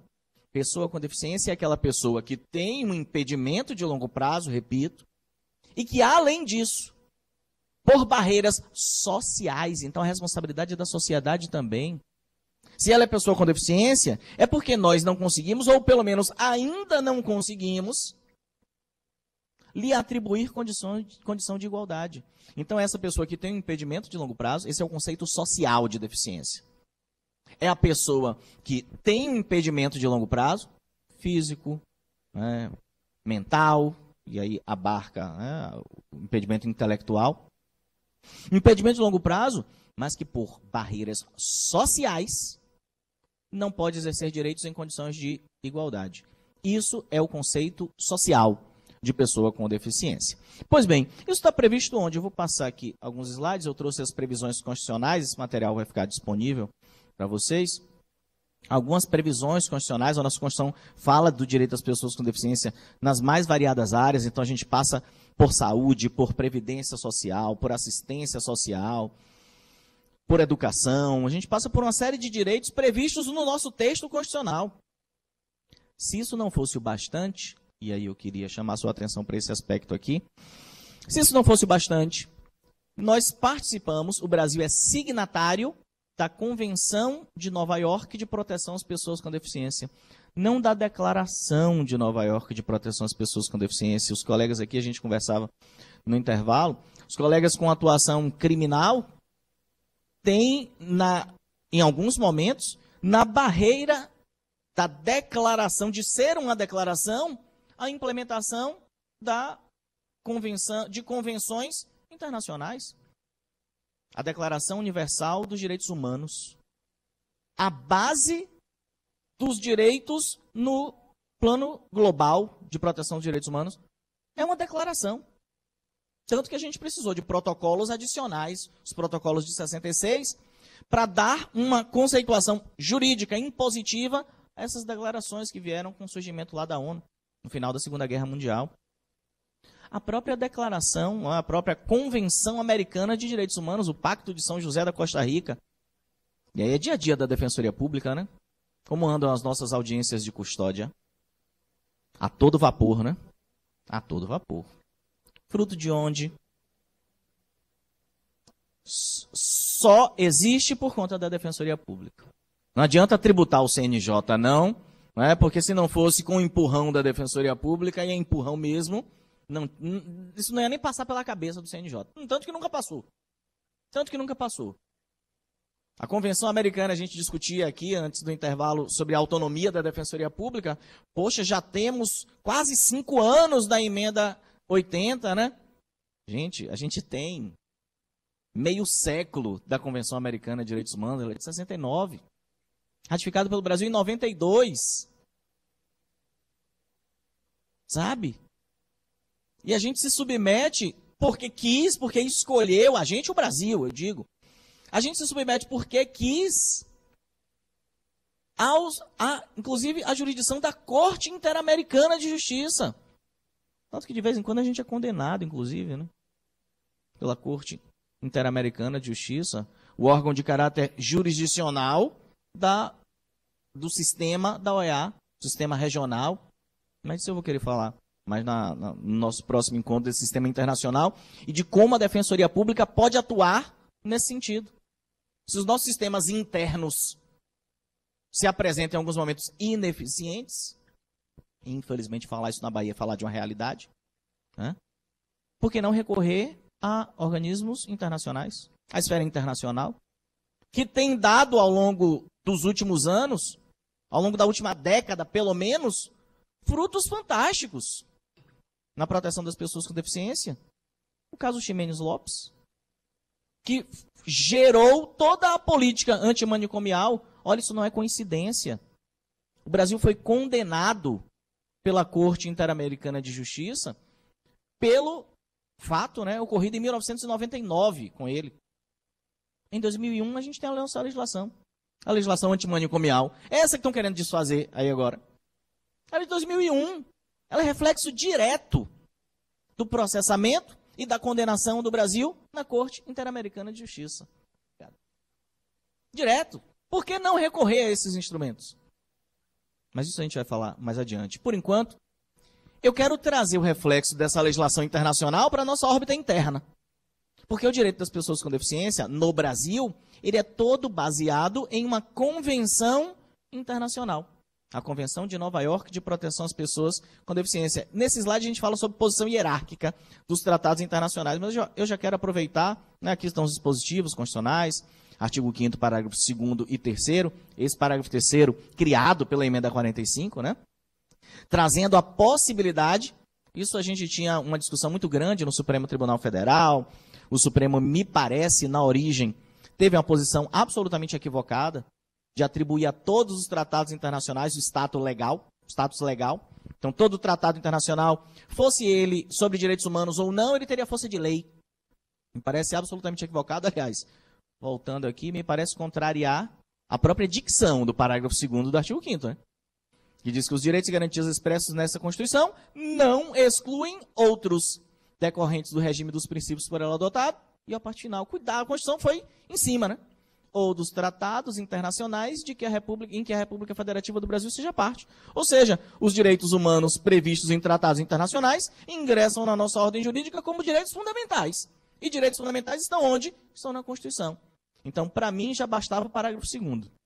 Aliás, para mim e para Antônio Augusto Cansado Trindade, que foi o responsável pela redação desse dispositivo. Brasileiro, que já esteve ocupando, né, eu ia dizer representando o Brasil, mas não, a gente sabe que não representa o Brasil, os membros tanto da Corte Interamericana de Justiça quanto da Corte Internacional de Justiça, os sistemas regional e global, respectivamente. Esses representantes estão lá a título pessoal. A gente tem restrições de nacionalidade, mas eles estão lá a título pessoal. Mas Antônio Augusto Cansado Trindade, responsável pela redação desse dispositivo, dizia a mesma coisa. Eu não precisaria do parágrafo 3º para atribuir um caráter supralegal a tratados internacionais sobre direitos humanos. Mas precisamos. E ele veio, o parágrafo 3º do artigo 5º, ele não deixa espaço para dúvidas. Ele diz, olha, tratados internacionais sobre direitos humanos, desde que sejam aprovados no Congresso Nacional, em 2 turnos de votação, em cada casa do Congresso, pela maioria de 3/5 do total de membros, esses tratados serão equivalentes às emendas constitucionais. A partir daí não resta mais dúvida, né? Desde que esse tratado passe por esse procedimento, que para os tratados é novo, mas na Constituição é antigo. Desde 88 a gente tem esse mesmo procedimento, só que para as emendas à Constituição, esse é exatamente o processo pelo qual passa uma proposta de emenda constitucional até virar emenda. Esses tratados aí agora teriam força de norma constitucional. E o que é que isso tem diretamente a ver com a nossa temática? Será que essa ideia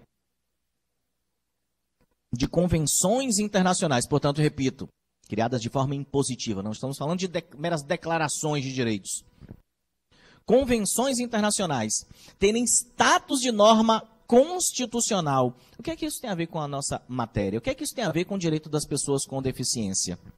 Ora, essa previsão ela foi estabelecida na Constituição a partir de 2004. Essa emenda ela tem vigência a partir de 31 de 2004. Então, na prática, a partir de 2005. Né? Então, a partir daí, passamos a ter a possibilidade de termos tratados internacionais com força de norma constitucional. Passamos a ter essa possibilidade. Demorou um pouquinho, é bem verdade. Mas, em 2007, assinamos. Está aqui, ó. Em 2007, assinamos. Em 2008, aprovamos no Congresso Nacional, por meio do Decreto Legislativo 186. E em 2009, finalmente, promulgamos a Convenção de Nova York de Proteção às Pessoas com Deficiência. Então, a Convenção de Nova York, até alguns meses atrás, até cerca de 6 meses atrás, eu dizia, a Convenção de Nova York é o único tratado que tem esse status. Olha a importância disso. Desde 2004, 2005 para cá, a gente tem essa possibilidade. Veja como essas coisas, de fato, demoram. Mas se são coisas importantes, vale a pena insistir nisso. Desde 2004, nós temos a possibilidade de elaborar tratados internacionais, de assinar tratados internacionais e aprová-los com status de norma constitucional. E prever direitos humanos com estatura constitucional significa prever direitos fundamentais. E direitos fundamentais na nossa Constituição são cláusulas pétreas, né? São proteções que dela não podem desaparecer. E esse tratado, até outubro de 2018, era o único tratado que tinha esse status. O único tratado com status de norma constitucional no Brasil, até outubro de 2018, era a Convenção de Nova York de Proteção às Pessoas com Deficiência. Pois bem, esse tratado, ele precisaria de uma complementação? A princípio, não. O próprio tratado, ingressando na nossa ordem jurídica, ele já seria impositivo. Então, olha, eu não precisaria de normativa interna para dizer que a pessoa com deficiência deve ser absolutamente incluída na sociedade. Que a pessoa com deficiência, ela deve a ela ser garantida a sua plena participação, seja nos direitos civis, seja nos direitos políticos, seja nos direitos sociais e econômicos. Eu não precisava de nada disso. Não precisava, mas tive. Porque se em 2009 nós tivemos a promulgação dessa convenção, e aqui eu trago alguns aspectos dela, a aplicação da ideia de igualdade material, a superação do modelo médico de deficiência pelo modelo social, tudo isso já está na convenção. Aqui, olha, os impedimentos de longo prazo, a interação com diversas barreiras sociais, que impedem que esse sujeito exerça a plena e efetiva condição de igualdade nessa sociedade. Essa ideia já está na convenção. E essa convenção é nossa Constituição.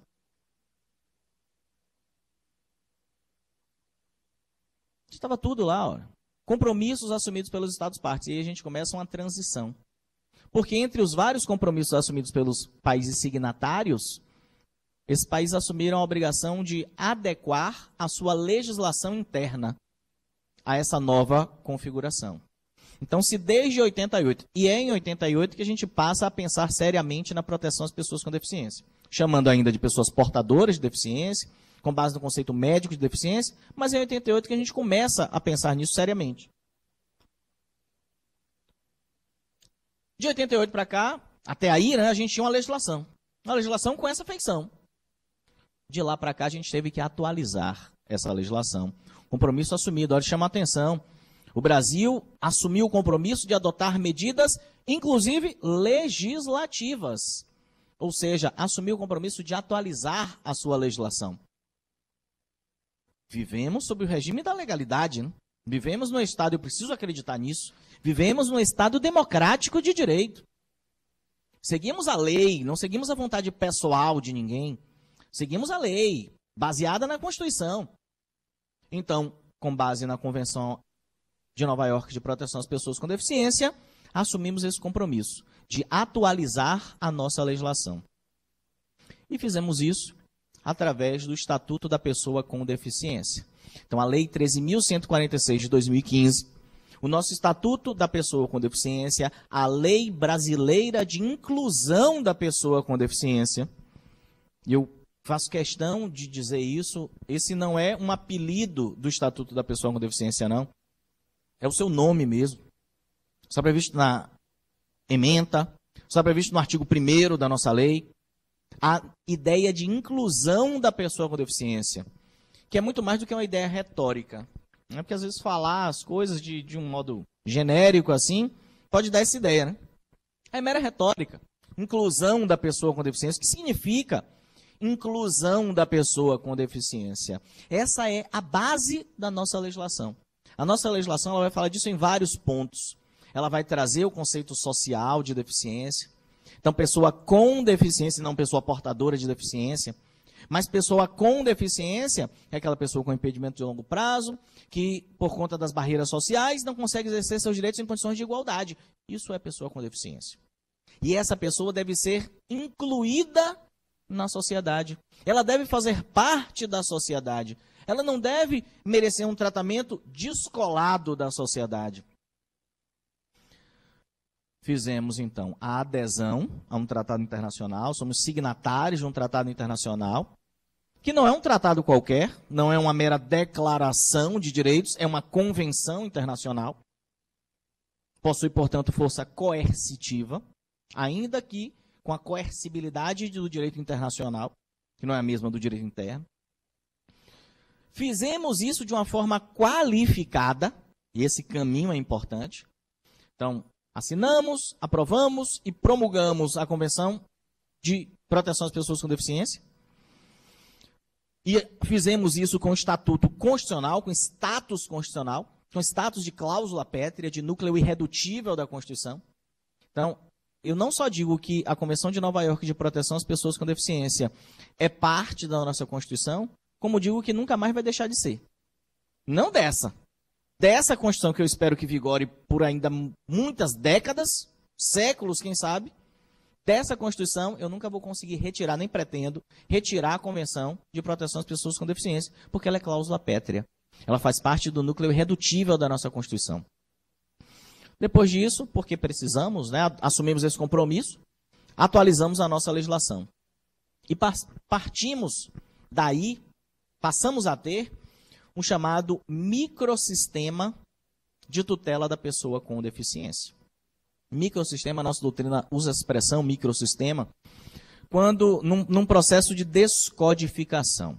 Então, se antes tínhamos o nosso direito muito baseado em códigos, ainda temos, né? O Código Civil, que regula o direito civil, o Código Penal, que regula o direito penal, e por aí vai. Se tínhamos a nossa legislação baseada em códigos, hoje passamos a ter a nossa legislação descentralizada. Passamos a ter microsistemas. Microsistema de tutela coletiva, microsistema de proteção às pessoas com deficiência, que a gente vai ver, acaba participando desse microsistema da tutela coletiva. Nesse microsistema, o centro está no Estatuto da Pessoa com Deficiência, que traz uma série de inovações. A principal delas é: pessoa com deficiência é pessoa capaz. Pessoa com deficiência é pessoa capaz. Eu, quando comecei a estudar direito civil, né, eu estava na graduação quando tivemos a troca do Código Civil, quando tivemos a promulgação do Código Civil de 2002, né, em 10 de janeiro de 2002. Ou seja, teoria geral do direito civil eu aprendi com base no Código de 16. E lá no Código de 16, entre os absolutamente incapazes, havia uma figura que em toda turma de primeiro semestre ou de segundo semestre da Faculdade de Direito, a gente sempre encontrava um colega para defini-lo como tal, né? O famoso louco de todo gênero. Todos nós tivemos, né? Não fomos nós, tivemos um colega que era o famoso louco de todo gênero. Porque essa figura era prevista no Código Civil com essa redação, como uma pessoa absolutamente incapaz, como uma pessoa que não poderia tomar decisões na sua vida civil e precisava para isso de um representante. É verdade, o Código de 2002 já não repete esse tipo de expressão, né? Não fala mais em loucos de todo gênero. Falava, né, de pessoas portadoras de deficiência, pessoas com deficiência mental, principalmente, que não tivessem o devido discernimento. E aí dividia. Se essa ausência de discernimento fosse uma ausência parcial, teríamos uma pessoa relativamente capaz. Essa pessoa poderia adotar medidas na vida civil, mas precisaria para isso de uma assistência. Era assim? Se essa incapacidade de discernir fosse absoluta, teríamos ali um absolutamente incapaz. O Estatuto acaba com isso. O Estatuto diz claramente: deficiência não gera, em hipótese alguma, incapacidade absoluta. No máximo, ela pode gerar, ainda que essa incapacidade de manifestar o seu pensamento livremente, conscientemente, ainda que ela seja absoluta, gerará no máximo incapacidade relativa. E os colegas com atuação nessa área vão me dizer se há, para a pessoa, se há alguma diferença entre ser declarado relativamente capaz ou absolutamente incapaz. Será que há ou não há diferença? É a diferença entre você assinar os seus atos, com alguém lhe assistindo, lhe acompanhando, ou não assinar. Ou ter alguém tomando as decisões por você.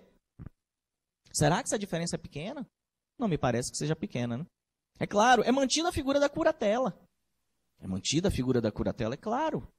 A Defensoria Pública, né, tem uma importante atuação nesse sentido. É mantida a figura da curatela. Mas essa figura da curatela se destina, nessa hipótese, a pessoas relativamente capazes. As pessoas têm capacidade civil. E ter capacidade civil é uma expressão dos direitos da personalidade, no final das contas. É ter dignidade, no final das contas. Pois bem, temos então, desde 2015, poxa, quanto tempo, né? 5 de junho de 2015, a 5 de junho de 2014, a emenda 80. Junho de 2015, o Estatuto da Pessoa com Deficiência. Pois desde 2015, tem mais de 3 anos isso. Isso já está introjetado na nossa sociedade, não é? A pessoa com deficiência, ela não precisa de um curador para exercer os seus direitos. A regra é a capacidade plena.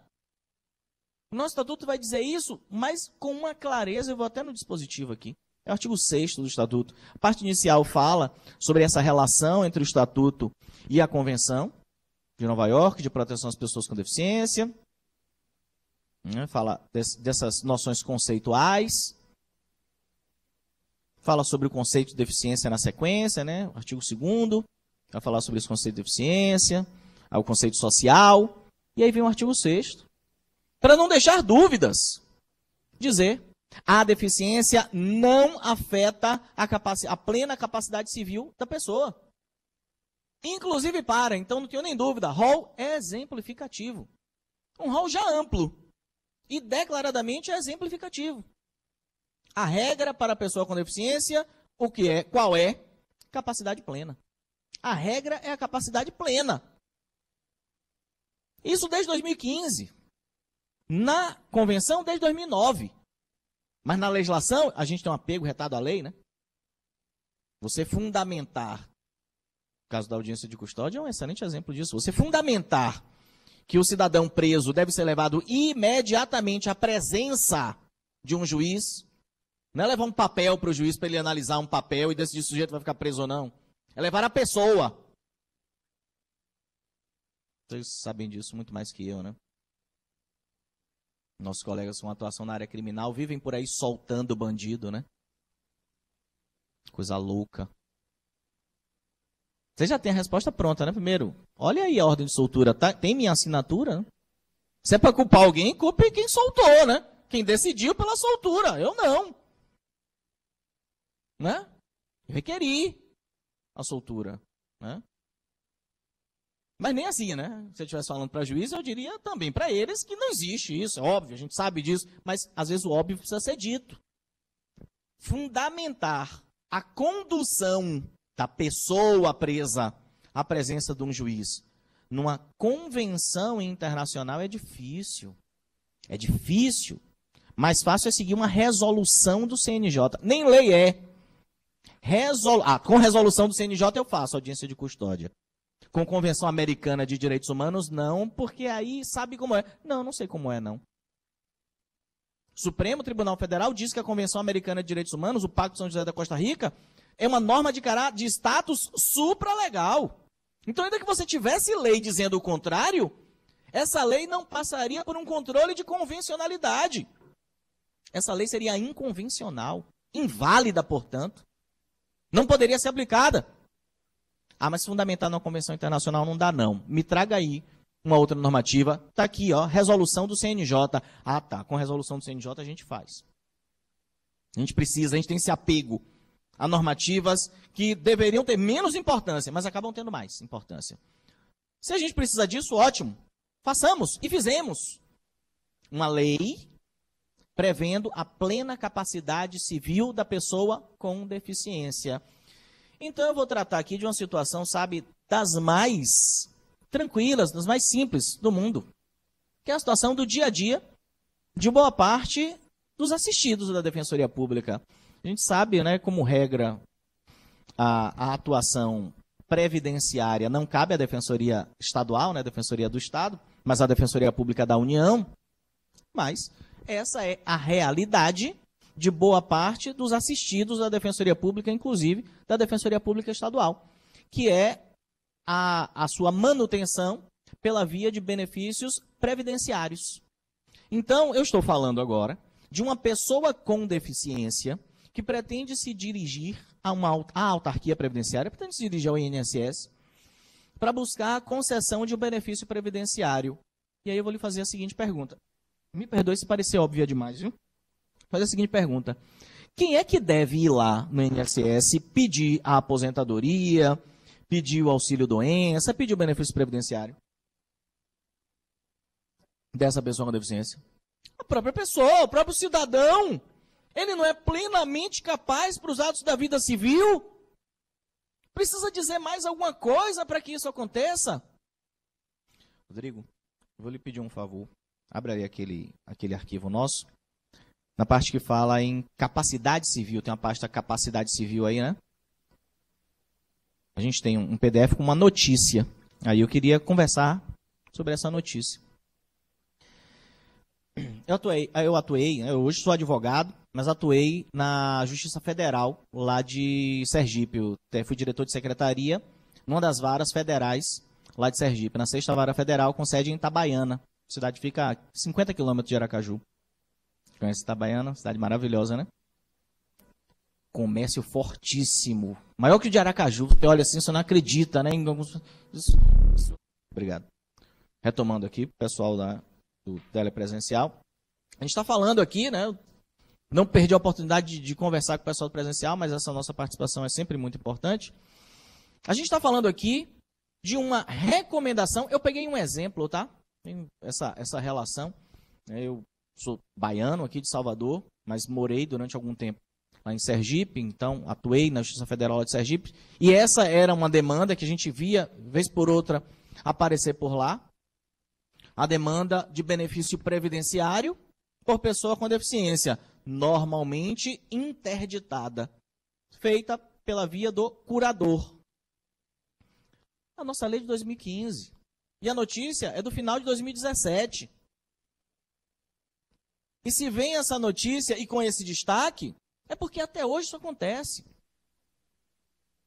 A notícia é de que, olha a manchete, né?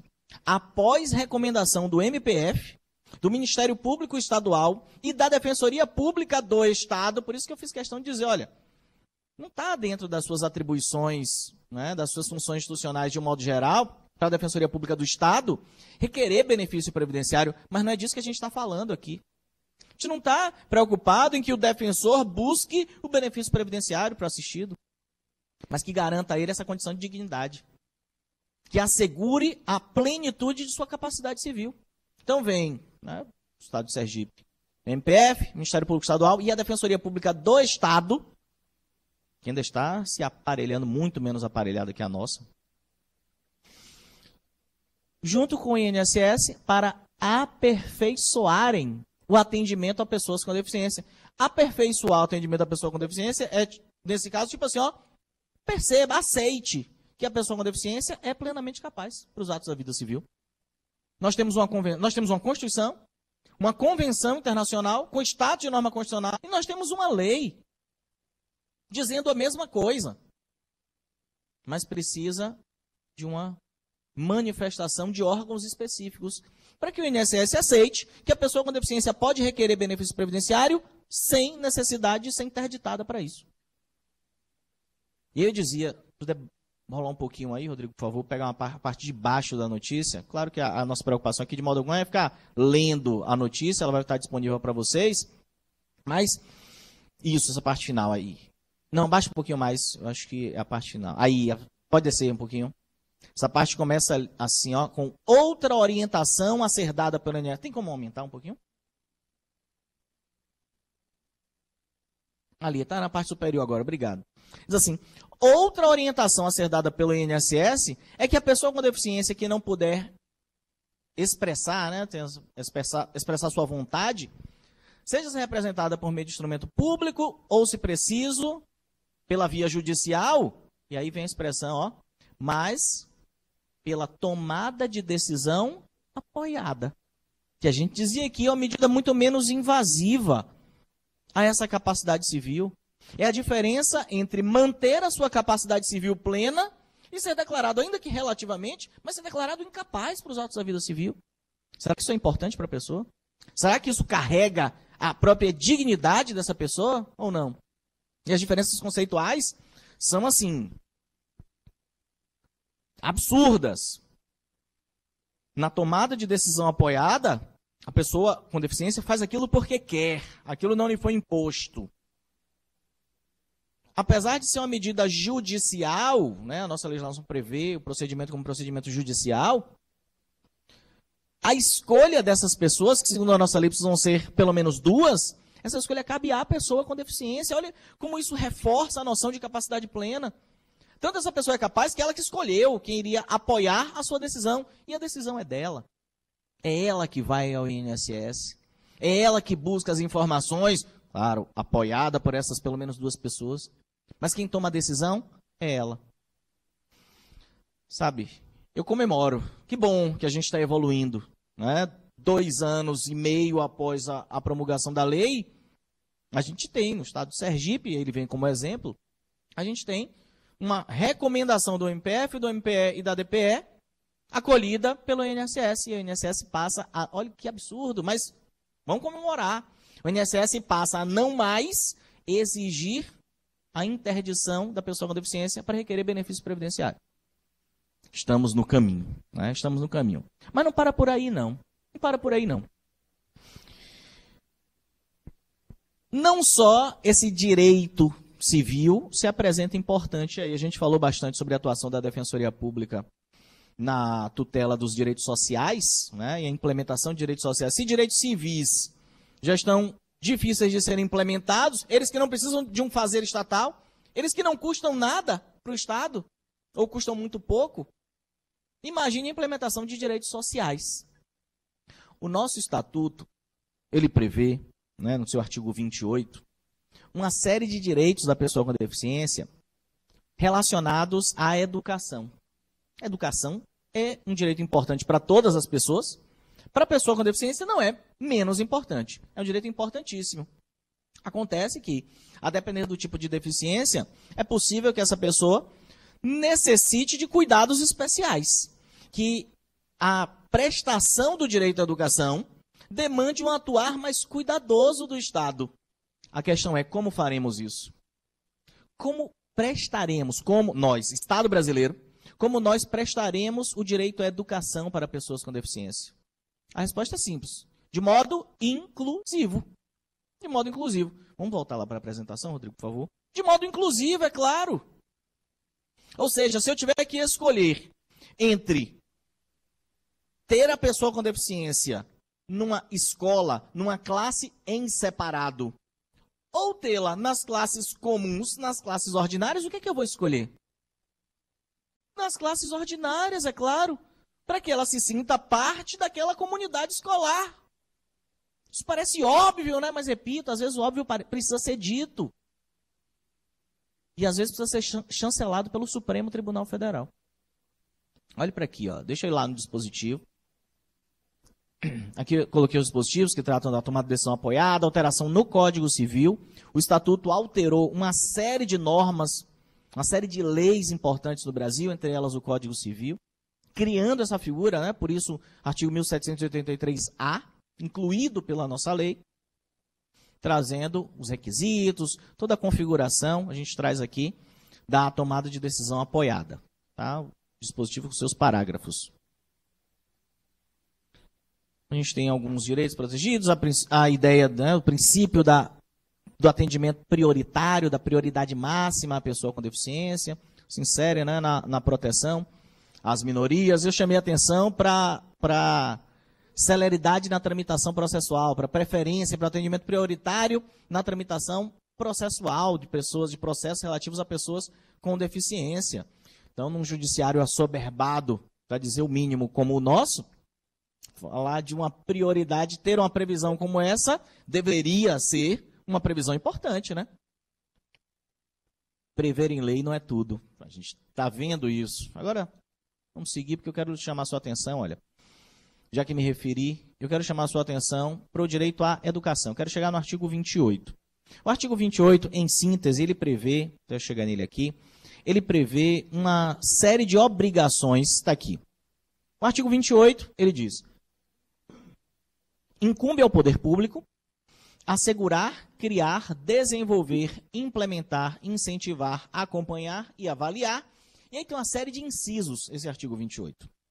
Entre eles, a prestação do serviço de educação, seja pelo poder público, seja pela iniciativa privada, como a gente vai ver, já que a regra é estender essas obrigações para a iniciativa privada, determinados direitos para pessoas com deficiência. Então, eu quero chamar a sua atenção para o parágrafo único, que está aqui, olha. Parágrafo único amplia quase todas essas obrigações. Eu destaquei ali as que não são impositivas para a iniciativa privada. Mas a regra qual é?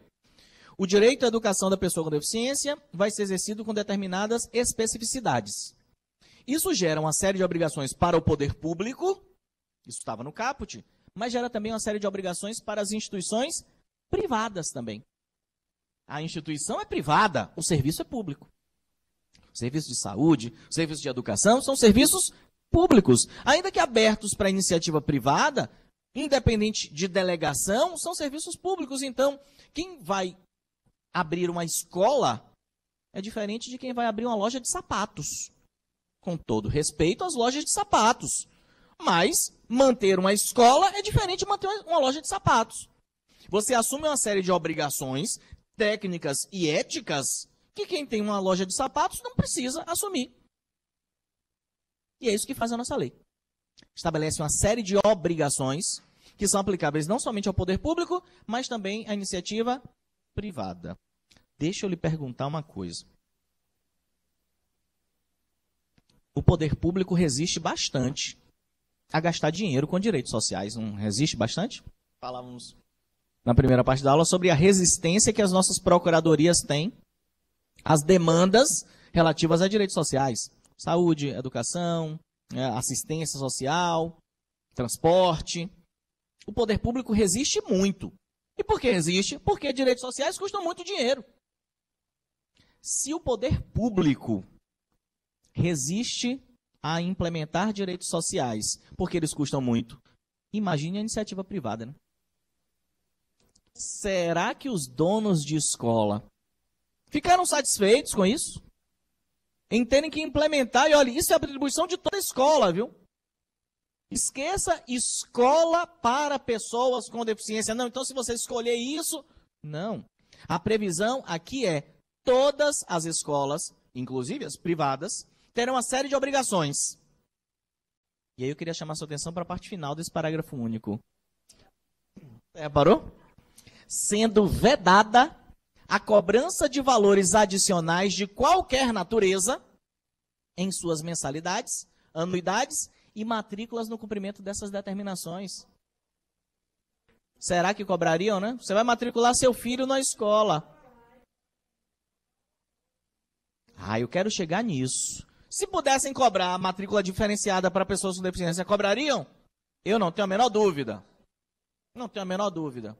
Por isso que a lei precisou dizer, olha, isso vai gerar um custo para você, eu sei disso. Certamente você vai embutir esse custo nas suas mensalidades. O que você não pode fazer é embutir esse custo só nas mensalidades das pessoas com deficiência, porque isso não é inclusão. Você está exercendo uma atividade privada. Seu resultado é o lucro. Então você vai embutir esses custos na mensalidade. Ninguém está lhe pedindo, né? E alguns diziam à época, a lei está querendo fazer favor, né? Fazer gentileza com chapéu alheio. Não! Eu sei que isso vai gerar custo. Eu sei que você vai repassar esse custo, mas repasse para todo mundo. A obrigação não é da sociedade. Então repasse para todos os alunos e não para as pessoas com deficiência, para os alunos com deficiência. Só que eu lhe disse, vamos lá, Rodrigo, pega uma pasta para mim ali. A pasta de educação, só para a gente fechar. Já estamos chegando no horário, é? Não. Tá bom, até logo. 15 para 5, né? Então dá tempo da gente olhar isso aqui, eu quero chamar a sua atenção para esse aspecto. Se puder aumentar o tamanho da letra e baixar um pouquinho, depois a gente baixa um pouquinho, que eu quero ver só a ementa desse julgado. Pode baixar. Vamos lá para a ementa. Estamos numa ação direta de inconstitucionalidade. Pronto, eu quero essa ementa aí. Se puder ampliar ela um pouquinho. Aí, maravilha, obrigado. Uma ação direta de inconstitucionalidade proposta especificamente em relação a isso. As associações de escolas particulares insatisfeitas com essa imposição. Eu repito, a proibição não é de cobrar. Cobrar, todo mundo sabe que a escola vai cobrar. Se o serviço vai ser um serviço especializado, se eles terão que manter, e no ensino ordinário, não é criar classes exclusivas para pessoas com deficiência, não. Se no ensino ordinário terão que manter, eventualmente, profissionais mais qualificados para isso, isso vai gerar custo. Talvez o salário desse profissional seja um salário diferenciado, justamente porque ele tem essa capacitação diferenciada. Se isso vai gerar custo, cobre. Insira esse custo nas suas mensalidades, mas de todo mundo. Porque isso é incluir a pessoa com deficiência. Isso é repartir pela sociedade os ônus de implementar direitos das pessoas com deficiência. Ainda bem, olha, eu quero trazer a ementa, né? Tem toda uma fundamentação que vai ser passada para vocês, mas ainda bem, né, que a princípio seria concedida uma medida cautelar, esse é um aspecto processual, né, que a gente conhece.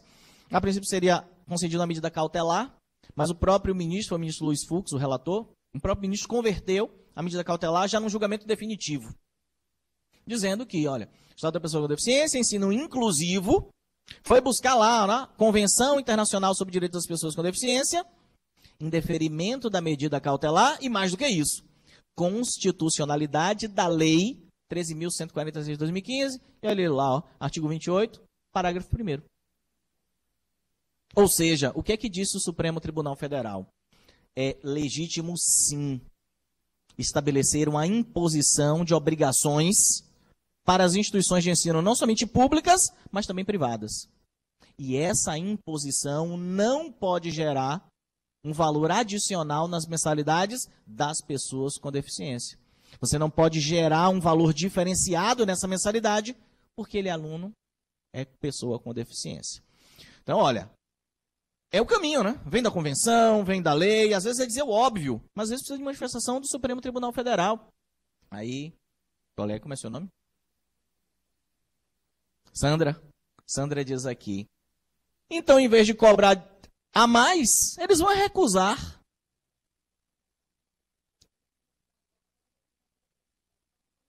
É aí que um pai sozinho não tem força para rebater. Mas a Defensoria Pública tem. A Defensoria Pública, principalmente na sua atuação coletiva. É claro que você pode fazer isso como assistido, individualmente.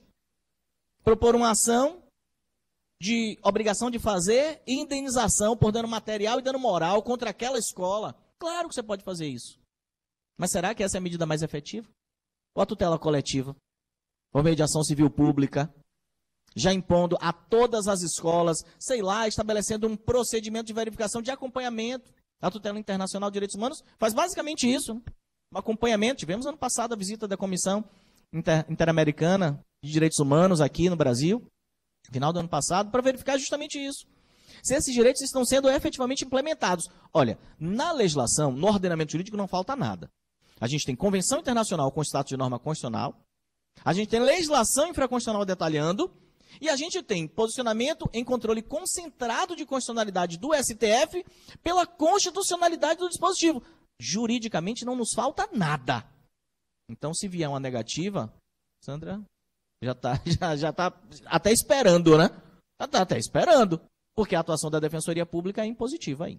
Diga aí.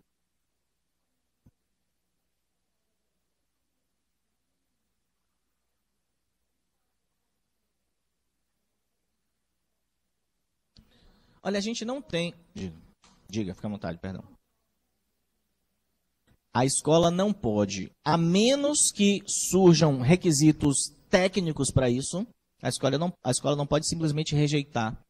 Sabe aquele argumento que no poder público é da reserva do possível? Na iniciativa privada seria incapacidade. A escola não pode argumentar nesse sentido. É claro que a realidade social é muito mais complexa do que a estrutura fria da lei. Mas a escola não pode simplesmente recusar aquele aluno com deficiência, dizendo o seguinte, olha, ainda que diga o seguinte, não, o problema não é com ele, não. O problema é comigo. Eu é que não tenho profissionais capacitados para isso. Se você não tem, vai precisar ter. Vai precisar contratar. Isso vai gerar custos. Nós sabemos disso. E tanto pensamos nisso que dissemos que você não pode trazer o custo para ele.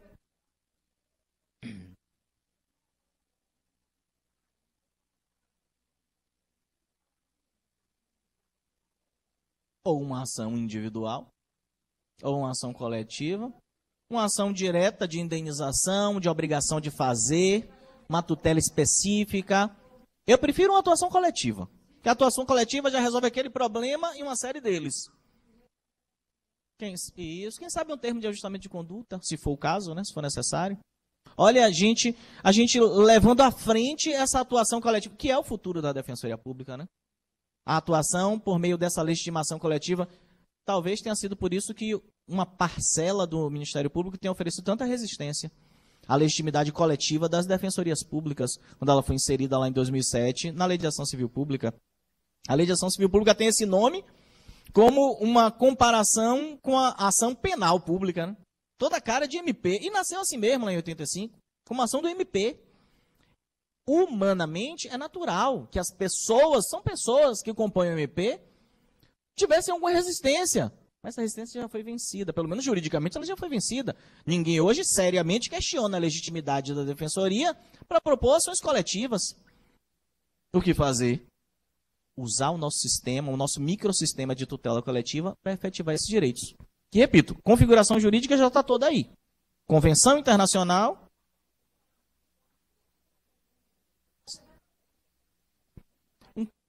Pois é. Sabe quando a gente pensa no...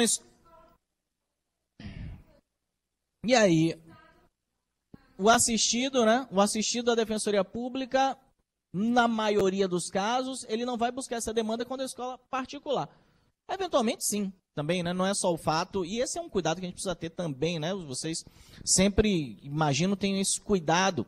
Não é só o fato de ser o aluno de escola particular que vai afastar a atuação da Defensoria Pública, mas a realidade social é se um vier, se dois vierem, se meia dúzia aparecerem aqui buscando isso, já resolve. Porque, e é uma outra. Olha como a nossa jurisprudência ainda está engatinhando com isso. Outro dia, foi 2017, isso, o STJ estava dizendo que a Defensoria Pública não poderia atuar na defesa de assistidos que tivessem plano de saúde privado. Porque quem tem plano de saúde privado no Brasil é porque é rico, sabe? Porque está com dinheiro sobrando, né? Muitas vezes não é o cidadão fazendo um esforço hercúleo para ter um plano de saúde, para não morrer, né? Um plano barato, que às vezes não traz uma segurança completa, né? Sim, um pouco maior, então, uma segurança um pouco maior. 2017 isso. Estava o STJ negando legitimidade à defensoria para propor ação civil coletiva na defesa de interesses de pessoas com plano de saúde privado. Ainda bem que o Supremo reverteu isso. O Supremo reverteu dizendo, olha, se eu tiver nesse grupo necessitados, ainda que não economicamente, mas juridicamente, a defensoria vai poder atuar. A mesma coisa eu digo para uma situação como essa. A implementação desses direitos pela Defensoria Pública é uma implementação absolutamente cabível, apesar de a gente saber que a realidade dos assistidos da Defensoria Pública, na sua maioria, não é de terem filhos que estudam em escolas particulares, mas em escolas públicas, e também aí a gente vai impor à escola pública que implemente esse direito. Mas é porque ficou muito marcante aí a atuação das escolas privadas, né, que não queriam assumir esse ônus. Diga aí.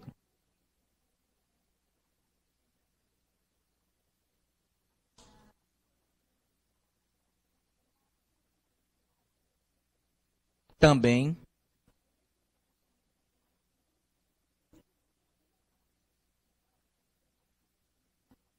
Eu teria aí uma necessidade presumida, né? Uma necessidade presumida, uma hipervulnerabilidade. Que lá no plano de saúde, como é seu nome? Eliana. Lá no plano de saúde, esse argumento foi utilizado. Muitos idosos naqueles grupos ali. Aqui pode aparecer também a tutela não apenas da pessoa com deficiência, mas da criança com deficiência.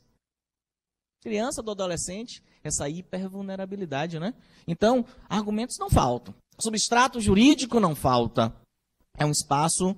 Aliás, eu espero que vocês nem precisem, né? Que a legislação, a jurisprudência do Supremo em controle concentrado de constitucionalidade sejam respeitadas. Mas se precisar, a defensoria precisa estar embasada para fazer isso. Tá? A gente tem muita coisa ainda para falar. Eu trouxe uma porção de materiais para a gente discutir, para a gente conversar, porque me parece que o nosso estudo aqui precisa ser esse. Eu adoro fazer isso. Faço isso porque amo. A gente precisa ter um embasamento e a disposição para fazer isso. Né? Numa instituição com pessoas tão capacitadas e tão vocacionadas a isso, para mim falar isso é uma maravilha. Porque eu sei que eu estou falando para pessoas que têm a mesma ideia, de que esse embasamento é fundamental e que, a partir daí, a vocação é que vai dizer pela realização desses direitos. Tá? Agradeço, para mim é uma honra estar aqui. A gente vai ter mais um encontro daqui a 2 semanas. Né, para a gente seguir, eu quero falar sobre a proteção no âmbito internacional, mas temos alguns casos, alguns direitos em espécie para a gente trabalhar. Tá bom? Queria agradecer, pessoal do presencial, pessoal do telepresencial, vou estar sempre à disposição para a gente seguir conversando. Tá bom? Obrigado, boa tarde.